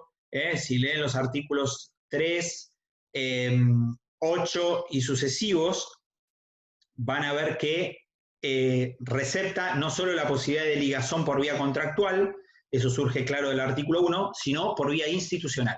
O sea, a través de generar un ente, o sea, va a estar dotado de personalidad jurídica y patrimonio propio, el tipo va a ser sociedad anónima, lo aclara la ley, y dentro de ese sujeto de derecho van a participar el Estado y el particular. ¿Qué críticas le veo yo a esto? Más allá de que la ley lo contempla, hay una falla conceptual de base, por eso aparte cada vez se usa menos, y la tendencia es que la instrumentación de un negocio PPP es por contrato, no vía la creación de un ente vehículo de proyecto, insisto, asociativo entre el Estado y el particular. ¿Por qué? Yo les dije que, vamos primero a lo básico, un ente vehículo de proyecto, o sea, una sociedad, ¿sí? Como cuando estudiábamos sociedades, una sociedad se forma a partir del affectio, ¿o no? Si no hay affectio societatis, no hay sociedad. ¿Y el affectio qué supone? Dos o más sujetos que se juntan en pos de lograr un objetivo común. ¿Está? Ahora, vamos a la lógica del negocio PPP. ¿Yo qué dije? Por regla, el objeto prestacional es uno que el Estado no puede llevar a cabo, porque supera su experticia técnica. Y aparte, no puede aportar recursos tampoco, porque se contrapone con su limitación presupuestaria. Entonces, ya de movida, cuenta contra affectio. O sea, vamos a crear una sociedad en donde el Estado tiene de poco a nada que aportar, porque es más espectador que actor. ¿Se entiende? Eso desde el punto de vista conceptual. Pero lo segundo y más grave es, ¿qué dijimos del PPP? El PPP supone, por concepto, efectiva proyección de riesgos, ¿sí? De mínima ejecución y financiero, ¿sí? Y de máxima demanda. Ahora, cuando hable de los subtipos, y con eso ya voy a cerrar la clase, así no los aburro mucho más, con lo cual no estamos lejos del final, más allá de lo que me quieran preguntar, van a entender estos tres tipos de riesgos, porque son riesgos que se dan de mínimo o de máxima. De mínimo, un PPP transfiere riesgo de ejecución y financiero. De máxima, riesgo de ejecución financiero y de demanda. Ya van a ver por qué. Vuelvo entonces. Un PPP supone proyección de riesgos. Ahora, fíjense, si yo en todo negocio jurídico, por concepto, tengo dos partes, ¿sí? Y una parte lo que quiere es transferirle riesgo a la otra, si yo el negocio lo formalizo a través de una sociedad en la que el Estado es parte, el Estado por un lado está transfiriendo riesgos que va a asumir a través de su participación en la sociedad vehículo de proyecto. ¿Se entienden la falla lógica que tiene? Por un lado transfiero por una necesidad, yo no tengo experticia ni recursos como Estado, pero por el otro los reasumo siendo un convidado de piedra, porque en realidad justamente los transfiero porque no estoy en posición de asumirlos, ¿sí? Y los reasumo a partir de la participación que tengo en la sociedad vehículo de proyecto. Hay una falla lógica absoluta en el PPP institucional, ¿está? Y lo tercero es que, si yo digo que el contratista va a ser una sociedad con participación estatal, ¿a qué me expongo? Me expongo a que ese contrato sea considerado interadministrativo, con todo lo que eso conlleva, ¿sí? En cuanto a demérito a la posibilidad de aplicar sanciones, porque rompe los principios organizacionales de unidad y coordinación, o sea, el Estado se está sancionando a sí mismo. Acuérdense que una sociedad anónima con participación estatal, según las leyes de administración financiera, es sector público, ¿eh? Artículo 8, ley 24.156, artículo 8, ley 13.767 en provincia. ¿Se entiende? Con lo cual, el Estado, se dice en los contratos interadministrativos, está el escollo de la no sanción porque rompe los principios organizacionales de unidad y coordinación, ¿sí? Y después está el tema de si se licita o no licita, porque es parte del sector público. Se dice que los contratos interadministrativos carecen de estabilidad y encima, por lo menos en Nación, tienen hasta un régimen específico de solución de controversias, previsto en la ley 19.983. ¿Ven el embrollo que se genera? Pero sobre todo, si yo transfiero riesgos porque el particular está en mejor posición de asumirlos, ¿yo cómo velo porque se cumpla eso? A través de verificar que el objeto prestacional a la postre esté bien ejecutado y en todo caso sancionar. Entonces, yo como Estado me quedo sin herramientas en un PPP institucional. Reasumo los riesgos transferidos por la participación que tengo en la SVP, en la Sociedad de Vehículo de Proyecto, y encima no voy a tener poder sancionatorio. Contrasentido importante. Pero bueno, sepan que son los dos mecanismos que existen, ¿sí? El contractual, que es el que por regla prima, o el institucional. Les menciono los subtipos nominados de contratos PPP en función de el tipo de riesgo que transfieren, y con esto ya cierro y quedo a las preguntas que me quieran hacer. Yo les dije que ahí el objeto prestacional prototípico es obra o servicio, ¿sí? La lógica PPP se estructura con base en objeto prestacional, obra o servicio de media a gran complejidad técnica y por ende oneroso en su costeo, porque la tecnología sale cara, todos lo sabemos. Los que tienen iPhone ni les cuento, yo no uso iPhone. La tecnología se paga, entonces eso hay que costearlo. Ahora, de los tres riesgos posibles, yo les dije ejecución, financiero y demanda, hay dos que por defecto el PPP transfiere, que es el de ejecución, ¿sí? A través de 4 extensiones posibles desde el punto de vista cuantitativo, que es diseño y construcción, diseño, construcción y operación, diseño, construcción, operación y mantenimiento. Hasta ahí puede llegar el riesgo de ejecución, pero en todo negocio jurídico PPP se transfiere el riesgo de ejecución. También el financiero, porque el Estado no pone plata en el medio, ¿sí? La carga de sufragar los costes que demanda el íter de ejecución de la obra van a estar en cabeza del particular, ¿sí? Sea directamente o a través de acceso al mercado financiero. Y acá les abro un mini paréntesis. ¿Por qué son tan complejos los negocios PPP? Y fíjense que me empeño en hablar de negocio y no de tipo contractual. Porque si bien hoy tenemos el contrato de participación público-privada, les dije que el PPP es más amplio. Y básicamente es un negocio de dos partes, es un contrato de dos partes, aunque involucra un negocio de tres. Contrato de dos partes, aunque involucra o puede involucrar un negocio de tres. ¿Por qué? Claramente, el contrato PPP, que es el que instrumenta un negocio de estas características, involucra al Estado comitente y al constructor, que es el que ejecuta. Ahora, ¿cuál es la tercer pata que puede llegar a formar parte no del contrato, pero sí del negocio? La banca.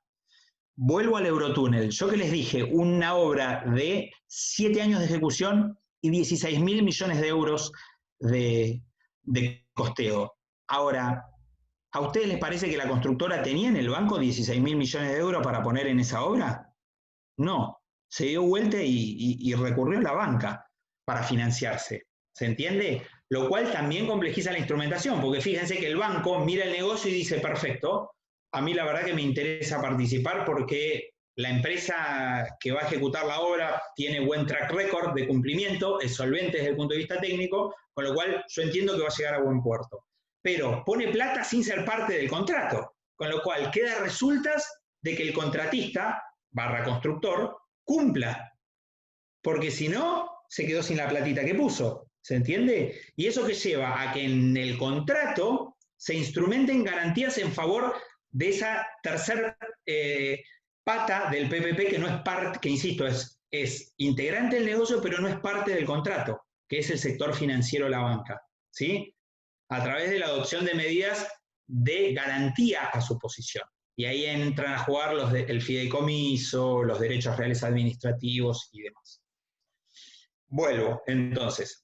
3 riesgos posibles. El PPP de mínima supone transferencia, riesgo de ejecución y financiero. ¿El de demanda de qué va a depender?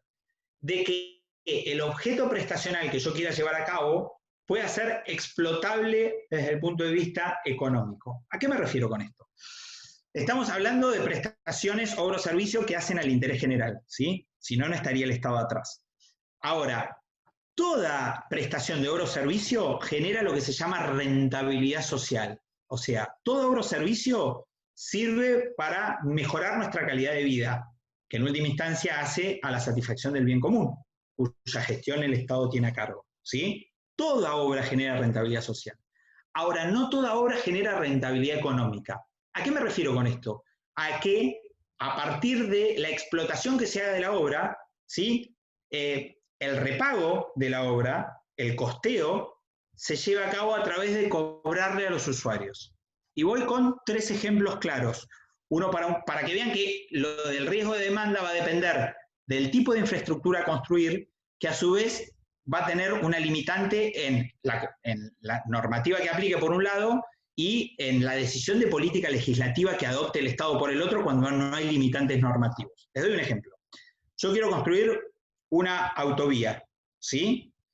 Entonces, está claro que, y eso es el que más tenemos internalizado nosotros, de que yo pago el peaje, ¿sí? De hecho, no hay ningún escollo constitucional. La Corte ya en el viejo fallo de Estado Nacional con Arenera y el Libertador dijo, el sistema de obra por peaje es constitucional, ¿sí? No vulnera ni viola ningún derecho ni garantía constitucional, ¿tá? Ahora, si yo les digo, yo como Estado quiero hacer una escuela, y acá me estoy medio contradiciendo porque estoy metiendo obras por ahí que no son de gran demanda desde el punto de vista de su complejidad técnica en un negocio jurídico PPP. Pero para que entiendan el ejemplo, porque ahora con los subtipos nominados van a ver que por qué se llevó al relajamiento de esta característica de que era un objeto complejo desde el punto de vista técnico que suponía transferencia de tecnología. Eso era así al inicio, hoy no lo es tanto. Ahora van a ver por qué. Pero vuelvo. Una escuela, ¿el Estado podría construirla y financiarla contra el canon por uso de los alumnos? Y si vamos a la Constitución y leemos que por lo menos en la escolaridad básica es pública y gratuita, vamos a tener una limitante constitucional ahí. Ahora, les doy un ejemplo gris, que no tiene ninguna prohibición constitucional y dependería de una decisión de política legislativa. Si yo quiero construir una cárcel como Estado, ¿yo podría cobrarle a los presos para que con su trabajo repaguen el costeo de lo que me llevó a mí como Estado construirla? ¿Hay alguna limitante constitucional? Yo voy al 18 y dice que las cárceles tienen que ser sanas para rehabilitación y no para castigo, pero no me dice que tienen que ser gratuitas. ¿Se entiende? Como hay casos grises en donde terminará siendo una decisión de política administrativa del Estado. Es decir, que se repague contra los cánones por uso o yo lo costeo como Estado con fondos del Tesoro. Entonces, este tercer riesgo, que es el riesgo de demanda, va a depender del tipo de infraestructura a construir y de, en cuanto a su finalidad, si genera o no rentabilidad económica. O sea, si yo puedo cobrar o como Estado dejar que el contratista cobre por su uso a los particulares o no. Hay casos en los que está claro que sí, rutas por sistema de peaje, hay otros que no, escuelas con escolaridad básica, y hay grises. Grises en el sentido de que dependerá del Estado sí o no, pero no hay ninguna limitante, como por ejemplo el tema cárceles. Bueno, subtipos nominados de contrato PPP. Básicamente son 3, ¿sí? Que son la concesión, ¿sí? Entendida en sentido de efectiva transferencia de riesgos, o si quieren, concesión / contrato de participación público-privada. Lo que pasa es que hoy el contrato de participación público-privada también es un género. Yo dentro de mi contrato, del de la ley, ¿sí? Puedo meter estos 3 subtipos nominados, que se los menciono así porque así están en el derecho comparado y sirven desde el punto de vista referencial muy claramente, ¿no? Y desde el punto de vista referencial en el derecho comparado se dice que hay 3 subtipos de contrato PPP, que es el modelo francés o concesión, el modelo inglés o shadow toll o peaje en la sombra, ¿sí? Y el modelo alemán o también llamado llave en mano, ¿sí? Repito, francés, que es el modelo concesional, el inglés, que es peaje en la sombra, shadow toll, o el modelo alemán, que es el del llave en mano. ¿Cuál es el que genera la posibilidad de proyección de los 3 riesgos? El concesional, ¿sí? En el concesional yo estoy transfiriendo el riesgo de ejecución y financiero, ¿se acuerdan que ese va por defecto? Pero también el de demanda, con lo cual se supone que yo lo uso como Estado para estructurar negocios en pos de llevar a cabo una obra o servicio que permitan su repago a través del peaje que paguen los usuarios, o de las unidades de uso que abonen los beneficiarios de infraestructura. El shadow toll o modelo inglés es uno que también permite la transferencia de los 3 riesgos, ¿sí? El de ejecución, financiero y de demanda. Y me van a decir, ¿y en qué se diferencia la concesión? ¿En quién es el que tiene a cargo el costeo? El costeo. Acuérdense que no confundan financiamiento con costeo. El financiamiento es cuánto me sale hacer la obra durante el íter constructivo. Eso está en cabeza del particular en un negocio PPP, siempre y por defecto, ¿sí? Ahora, ¿cómo va a costear? Que el costeo se refiere al repago. ¿Cómo va a obtener el repago de su inversión? Acá no hay más que 2 alternativas. O lo paga el Estado, ¿sí? A través de nuestros impuestos, o lo paga el beneficiario de la infraestructura, el usuario. En el modelo francés o concesional y en el modelo inglés o peaje en la sombra, se transfieren los 3 riesgos, con esta diferencia. En el modelo francés o concesional, el repago de las unidades de uso va a estar siempre en cabeza del usuario, ¿sí? Mientras que en el modelo inglés, ¿sí? O de peaje en la sombra, quien costea va a ser el Estado y no el usuario. Ahora, pero ustedes van a decir, pero entonces, ¿hay transferencia de riesgo? ¿De ejecución y financiero? Sí. Eso está claro y ya lo expliqué. Y de demanda también. ¿Por qué? Porque el Estado no es que va a pagar la obra conforme le salió el contratista más la rentabilidad esperada. Va a pagar la cantidad de unidades de uso, ¿sí? Por cada, vamos a un peaje, a una ruta, por cada auto que pasa por la garita, ¿se entiende? Pero el riesgo sigue estando, porque el contratista es el que tiene que proyectar que por esa ruta van a pasar la cantidad de usuarios suficientes para repagar su inversión. Entonces, la única diferencia es modelo francés. Garita de peaje, pasa el auto, paga el conductor, usuario, sigue. modelo inglés. Pasa el auto, carita de peaje, le toma la patente, pero no paga, sigue. Ahora, por ese auto que pasó, paga el Estado. Ahora, si ese auto no pasa, el Estado no paga. ¿Sí? Ergo, el particular no va a obtener el repago de su inversión. Y fue a su riesgo, porque él es el que mejor conoce el negocio. ¿Se entiende? Tercer y último modelo, el modelo alemán o de llave en mano, del que mucho se habla y bastante poco conocen los que hablan del modelo alemán. Y, insisto, son subtipos nominados de negocios jurídicos PPP. Cuando hablamos de estos tres subtipos nominados, de lo que estamos hablando es de qué tipo de riesgo estoy transfiriendo. Y en el modelo alemán, ¿sí? Lo que estoy transfiriendo es los dos riesgos que por defecto van en un negocio PPP, que son el de ejecución y el financiero, no el de demanda. ¿Y esto a qué me habilita? A que el objeto prestacional que yo puedo usar, sea uno que genere rentabilidad social pero no económica, ¿sí? Sea uno que genere rentabilidad social pero no económica. Y a partir de la flexibilidad del modelo alemán es que se empezó a bajar la vara de aquello para lo que el PPP nació, que era obra o servicio de gran complejidad técnica o ingenieril, ¿no? Porque la lógica del modelo llave en mano, a ver si lo entienden, se suponía pensado para el mismo objeto prestacional que el PPP dio a luz, que era el complejo, ¿sí? Vamos a un eurotúnel por PPP llave en mano. ¿Cuál hubiese sido la lógica? Está bien que ese genera rentabilidad económica, ¿no? Pero el Estado puede decidir. Que genera rentabilidad económica no quiere decir que el repago el Estado lo decida en cabeza de los usuarios. Puede que no. Y el Estado, si no hubiese decidido que el repago era por unidades de uso, ¿qué hubiese pasado en un llave en mano? Se transfería el riesgo de ejecución, ¿sí? Diseño, construcción, operación y mantenimiento.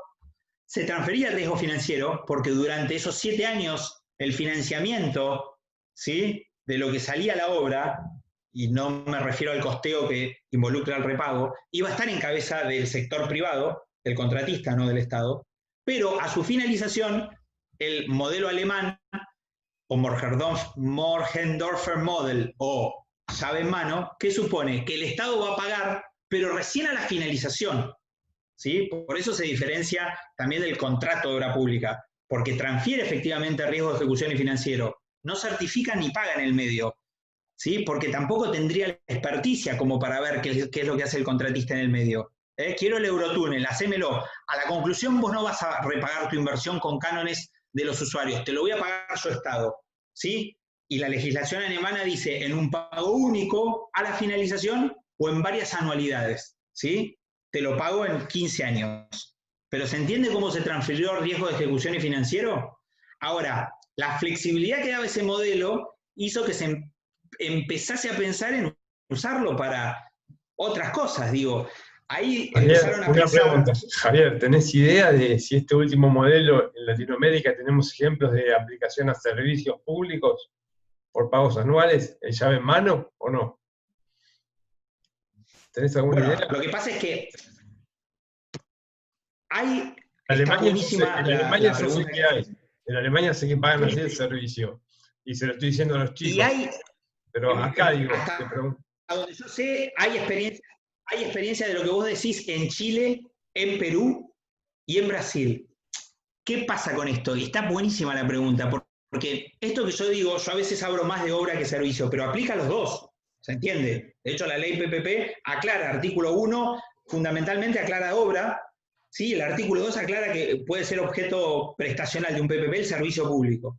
Lo que pasa es que, ¿qué acontece? Perdón, y además, digamos, Javier, también que justamente la ley, la tipicidad permite combinar los dos. Muchas veces es necesario la obra para prestar un servicio, ¿no? A veces también. Bueno, de hecho, por eso los damos juntos. Hay de lo que se llama, exactamente, hay de lo que se llama contratos mixtos, ¿no? Claro. Y de esto, por ejemplo, una de las más claras en tratarlo es la Ley Española de Contratos. ¿Por qué? Muchas veces yo no llegué a hablar, les iba a explicar qué era obra para diferenciarlo del servicio, pero se lo sintetizo. ¿Los estoy aburriendo mucho? ¿Se está haciendo muy largo? La verdad, ¿eh? ¿Qué pasa? Obra de servicio. Vamos a hablar 2 minutos de eso porque está buenísimo a cuento de lo que dice Marce.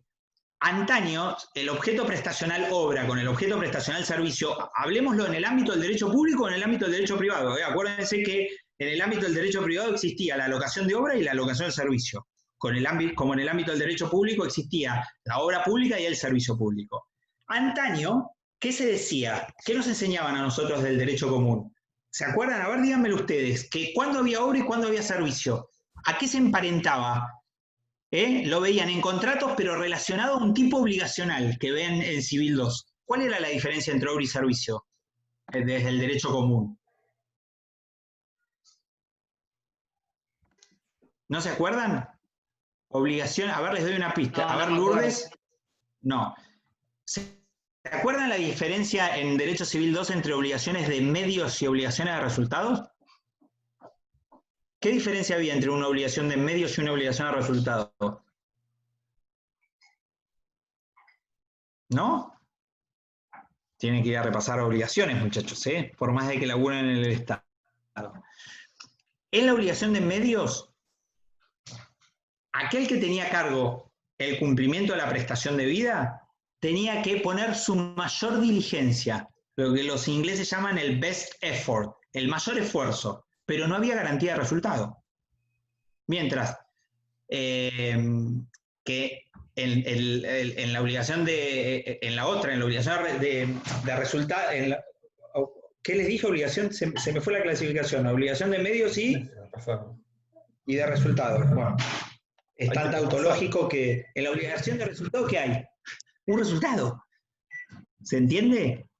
De hecho, esto estaba bien claro en el viejo Código Civil. Y el nuevo Código Civil, ustedes fíjense que se acerca a lo que ya tenemos preclaro en el derecho público, pero no se termina de desarraigar del dogma. En el Código Civil y Comercial del 2015, acuérdense, el viejo Código del servicio por el otro, ¿sí? De hecho era contrato de obra y locación de obra y locación de servicios, ¿sí? El nuevo Código Civil trata en un solo capítulo, ¿cómo lo llama? Contrato de obras y servicios. Y los somete al mismo régimen jurídico, ¿sí? Pero acto seguido dice que el objeto prestacional obra se diferencia del de servicio en que en la obra hay resultado y en el servicio no. ¿Está? Ahora vayamos al derecho público a ver si eso es así tan claro. Sabemos ¿qué es una obra pública? Los libros la definen como una construcción, ¿sí? O sea, tiene que haber una actividad de prestación positiva para que la obra nazca como tal. No va por generación espontánea, ¿sí? Construcción artificial. De titularidad estatal, es pública, ¿sí? Justamente porque tiene por objeto, tercer elemento, la satisfacción de un fin de interés general. Básicamente esos son los tres elementos de la obra pública, ¿sí? Ahora, vamos al servicio. ¿Hay una actividad de prestación positiva en un servicio público? Claramente hay una actividad de prestación positiva. ¿Es de titularidad estatal el servicio público? Ahí ya deben haber visto con Marce las discusiones en torno de publicatio era un elemento estructural del servicio público. Casi la mayoría de la doctrina, casi no, siguen divididas las aguas, la critica, pero la realidad es que es una crítica vacía de contenido, es más dogmática que realista. ¿Por qué? Porque el servicio público sigue involucrando una actividad que por esencia es responsabilidad final del Estado. Por esencia. Y se los explico con el mismo ejemplo que le doy hace 20 años a todos los alumnos, ¿sí? Crisis, pandemia, Coca-Cola, le bajaron las ventas a morir, se quiere ir del país, ¿sí? El Estado puede reasumir la actividad que lleva Coca-Cola subrogándose en su posición para que no se pierdan las fuentes de trabajo, o Vicentín si quiere. ¿Puede o tiene la obligación legal de hacerlo? Puede y podemos discutir si hay utilidad pública en que se quede con Coca-Cola o Vicentín, ¿sí? Ahora, se va, ustedes están en ambas, yo acá me sale decir EDEA, que es la prestadora de distribución de energía eléctrica, pero Edenor, Edesur, de ahí, ¿sí? Le dicen, muchachos del Estado, me aumentaron los costos, no tengo rentabilidad, me voy, ¿sí? Me voy. ¿El Estado puede dejar insoluta la necesidad en juego? O sea, el Estado puede decir, si quiere, bueno, voy a ver si reasumo la gestión de esa actividad prestacional que llevaba a cabo Edenor o Edesur, o tiene la obligación legal de hacerlo. ¿Qué les parece? Silvia está con el teléfono muteado, pero veo que está claro, tiene la obligación legal. ¿Por qué? ¿Lo dice expresamente la Constitución? No, pero hace la gestión directa del bien común, por el que el Estado existe como cometido existencial. ¿Y eso qué es? Eso es publicatio. Llámenla como quieran, pero es publicatio, porque el Estado se tiene que hacer cargo. Diremos que por la competencia como derecho y los principios de eficiencia y eficacia, el Estado la asumirá en la coyuntura, pero como se sabe que el particular es un gestor más eficiente y eficaz, la asumirá en la coyuntura hasta que la pueda relicitar y volver a adjudicar. Pero que en el medio se tiene que hacer cargo, no le cabe duda a nadie, de izquierda o de derecha. No es ideología esto, es necesidad pública que hace de manera directa a la población. ¿Se entiende? Ahora, más allá de eso, ¿por qué se lo decía? Porque hay simbiosis en los tres elementos. Tanto la obra como el servicio tiene una actividad de prestación positiva que es de titularidad estatal y que tiene por objeto la satisfacción de un fin de interés general. Ahora, ¿ustedes qué me van a decir? Se diferencian en el resultado. Y yo les digo, ¿se diferencian en el resultado? O sea, se supone que si es obra, por el derecho común hay resultado, ¿sí? Si es servicio, no. Está claro, si yo contrato como Estado una autovía, la autovía no estaba y tiene que estar, ¿sí? Ahora, si yo como Estado contrato la gestión indirecta a un servicio público, ¿no hay un resultado ahí? Porque si no lo hubiere, yo ahora justo estoy en mi casa, mi mujer acaba de prender la luz porque entró a hacerle la leche a los nenes, pero si tocaba la llavecita de luz y no había luz, daba lo mismo, porque es servicio y no tiene que haber resultado. ¿O no da lo mismo? No da lo mismo. En el servicio hay público, hay tanto resultado como en la obra. Pero no solo eso, acuérdense que desde el punto de vista regulatorio, por lo que hoy se llama en materia de servicio público, lo deben haber visto con Marce, servicio universal, tiene que ser el servicio conforme los estándares de calidad y cantidad dispuestos, o sea, eficacia, ¿sí? Logro del objetivo, prestación del servicio conforme los estándares de calidad y cantidad dispuestos, a precio razonable, eficiencia, y debe ser provisto al conjunto de sujetos abarcados por la necesidad a la que el servicio refiere.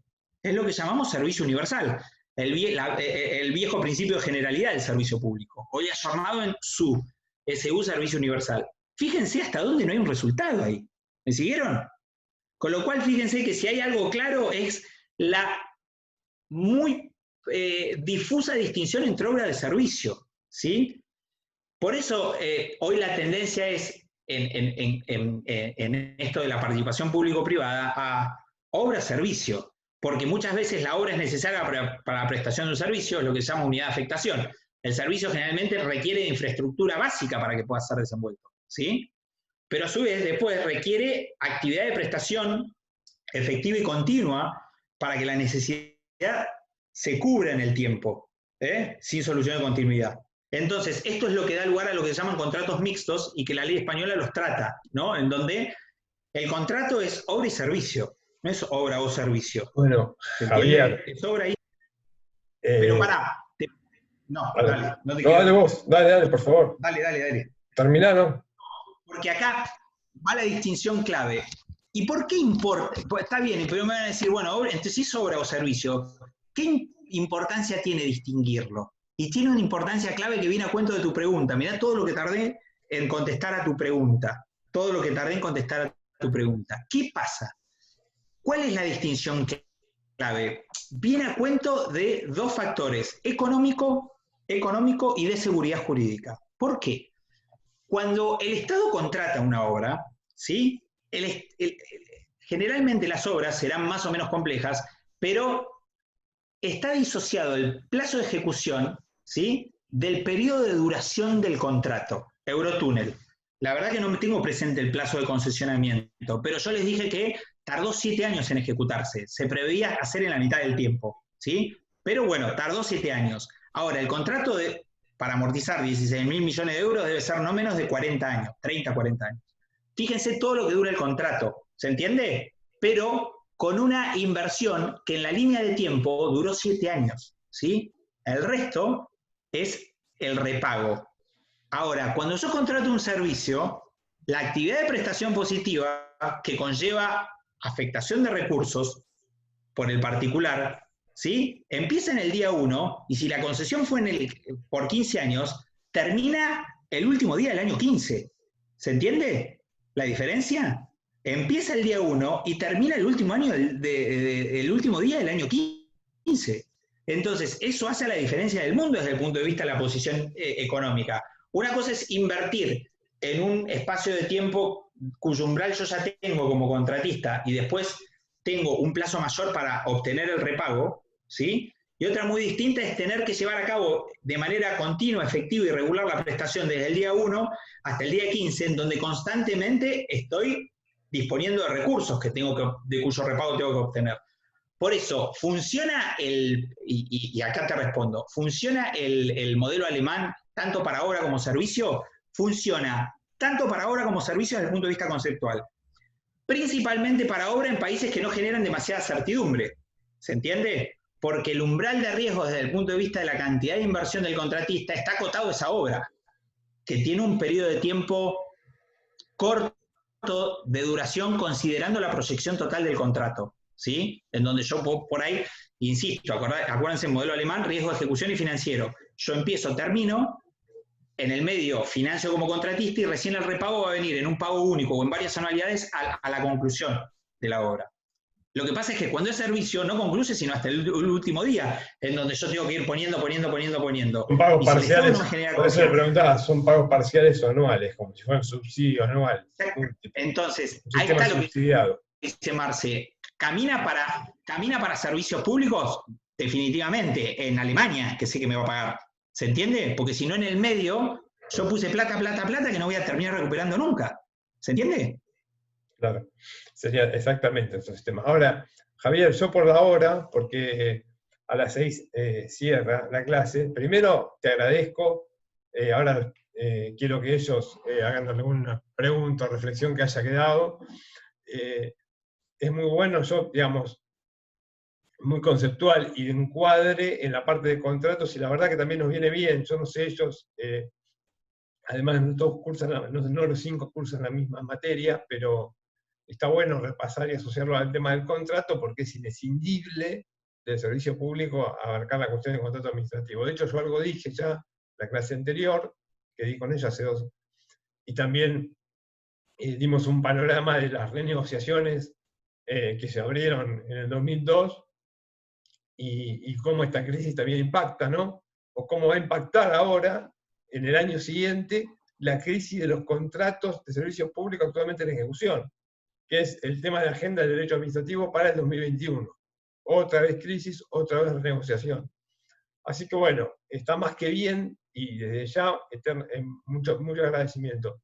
No sé ustedes, en estos 6 minutos, 5 que quedan, si quieren decir algo, o algo que le quieran preguntar a Javier más específico o general de lo que dijo, por favor háganlo en estos momentos.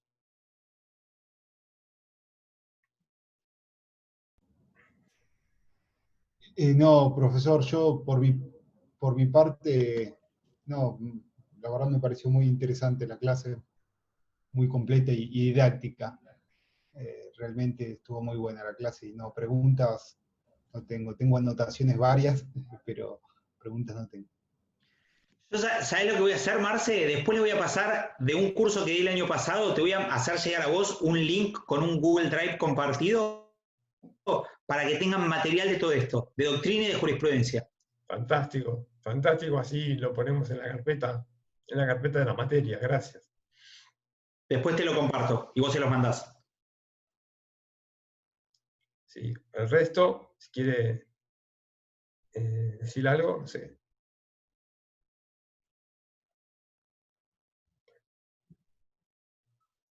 O soy demasiado claro o los aburrí. No, estuvo bueno. Ramiro, muy clara la clase y muy interesante, sobre todo en un tema que no es común ver. Sí, a mí me sirvió como para cerrar algunas cosas que por ahí me las tenía medio dando vuelta, y ahora es como que se me aclaró más el panorama de un montón de temas, así que muy agradecida. Bueno, gracias a ustedes. Perfecto, ahí estamos, bueno, no sé, porque Lourdes y Luna también, bueno, el resto no importa si sabemos que nos están escuchando igual, pero yo también te confieso, Javier, ante ellos, por qué te convoqué.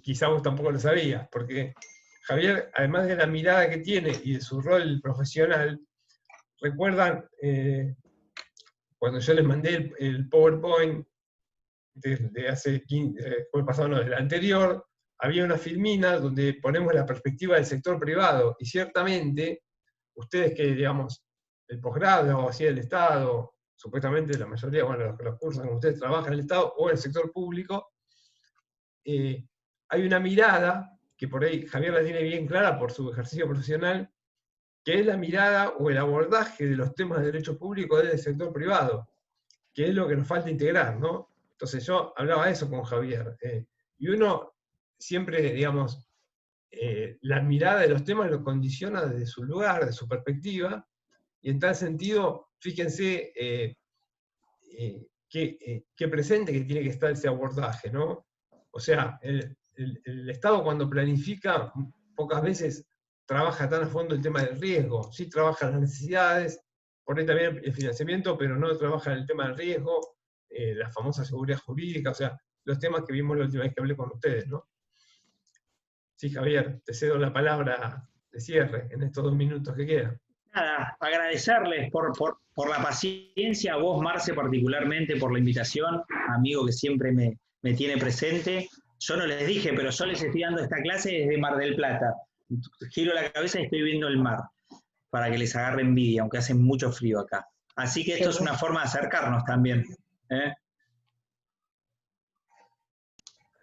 Así que Gracias. bueno, ahí te agradecieron también. Bueno, muchísimas gracias y bueno, esperamos el material. Así que si al resto no tienen ninguna pregunta o comentario, damos por concluido la clase.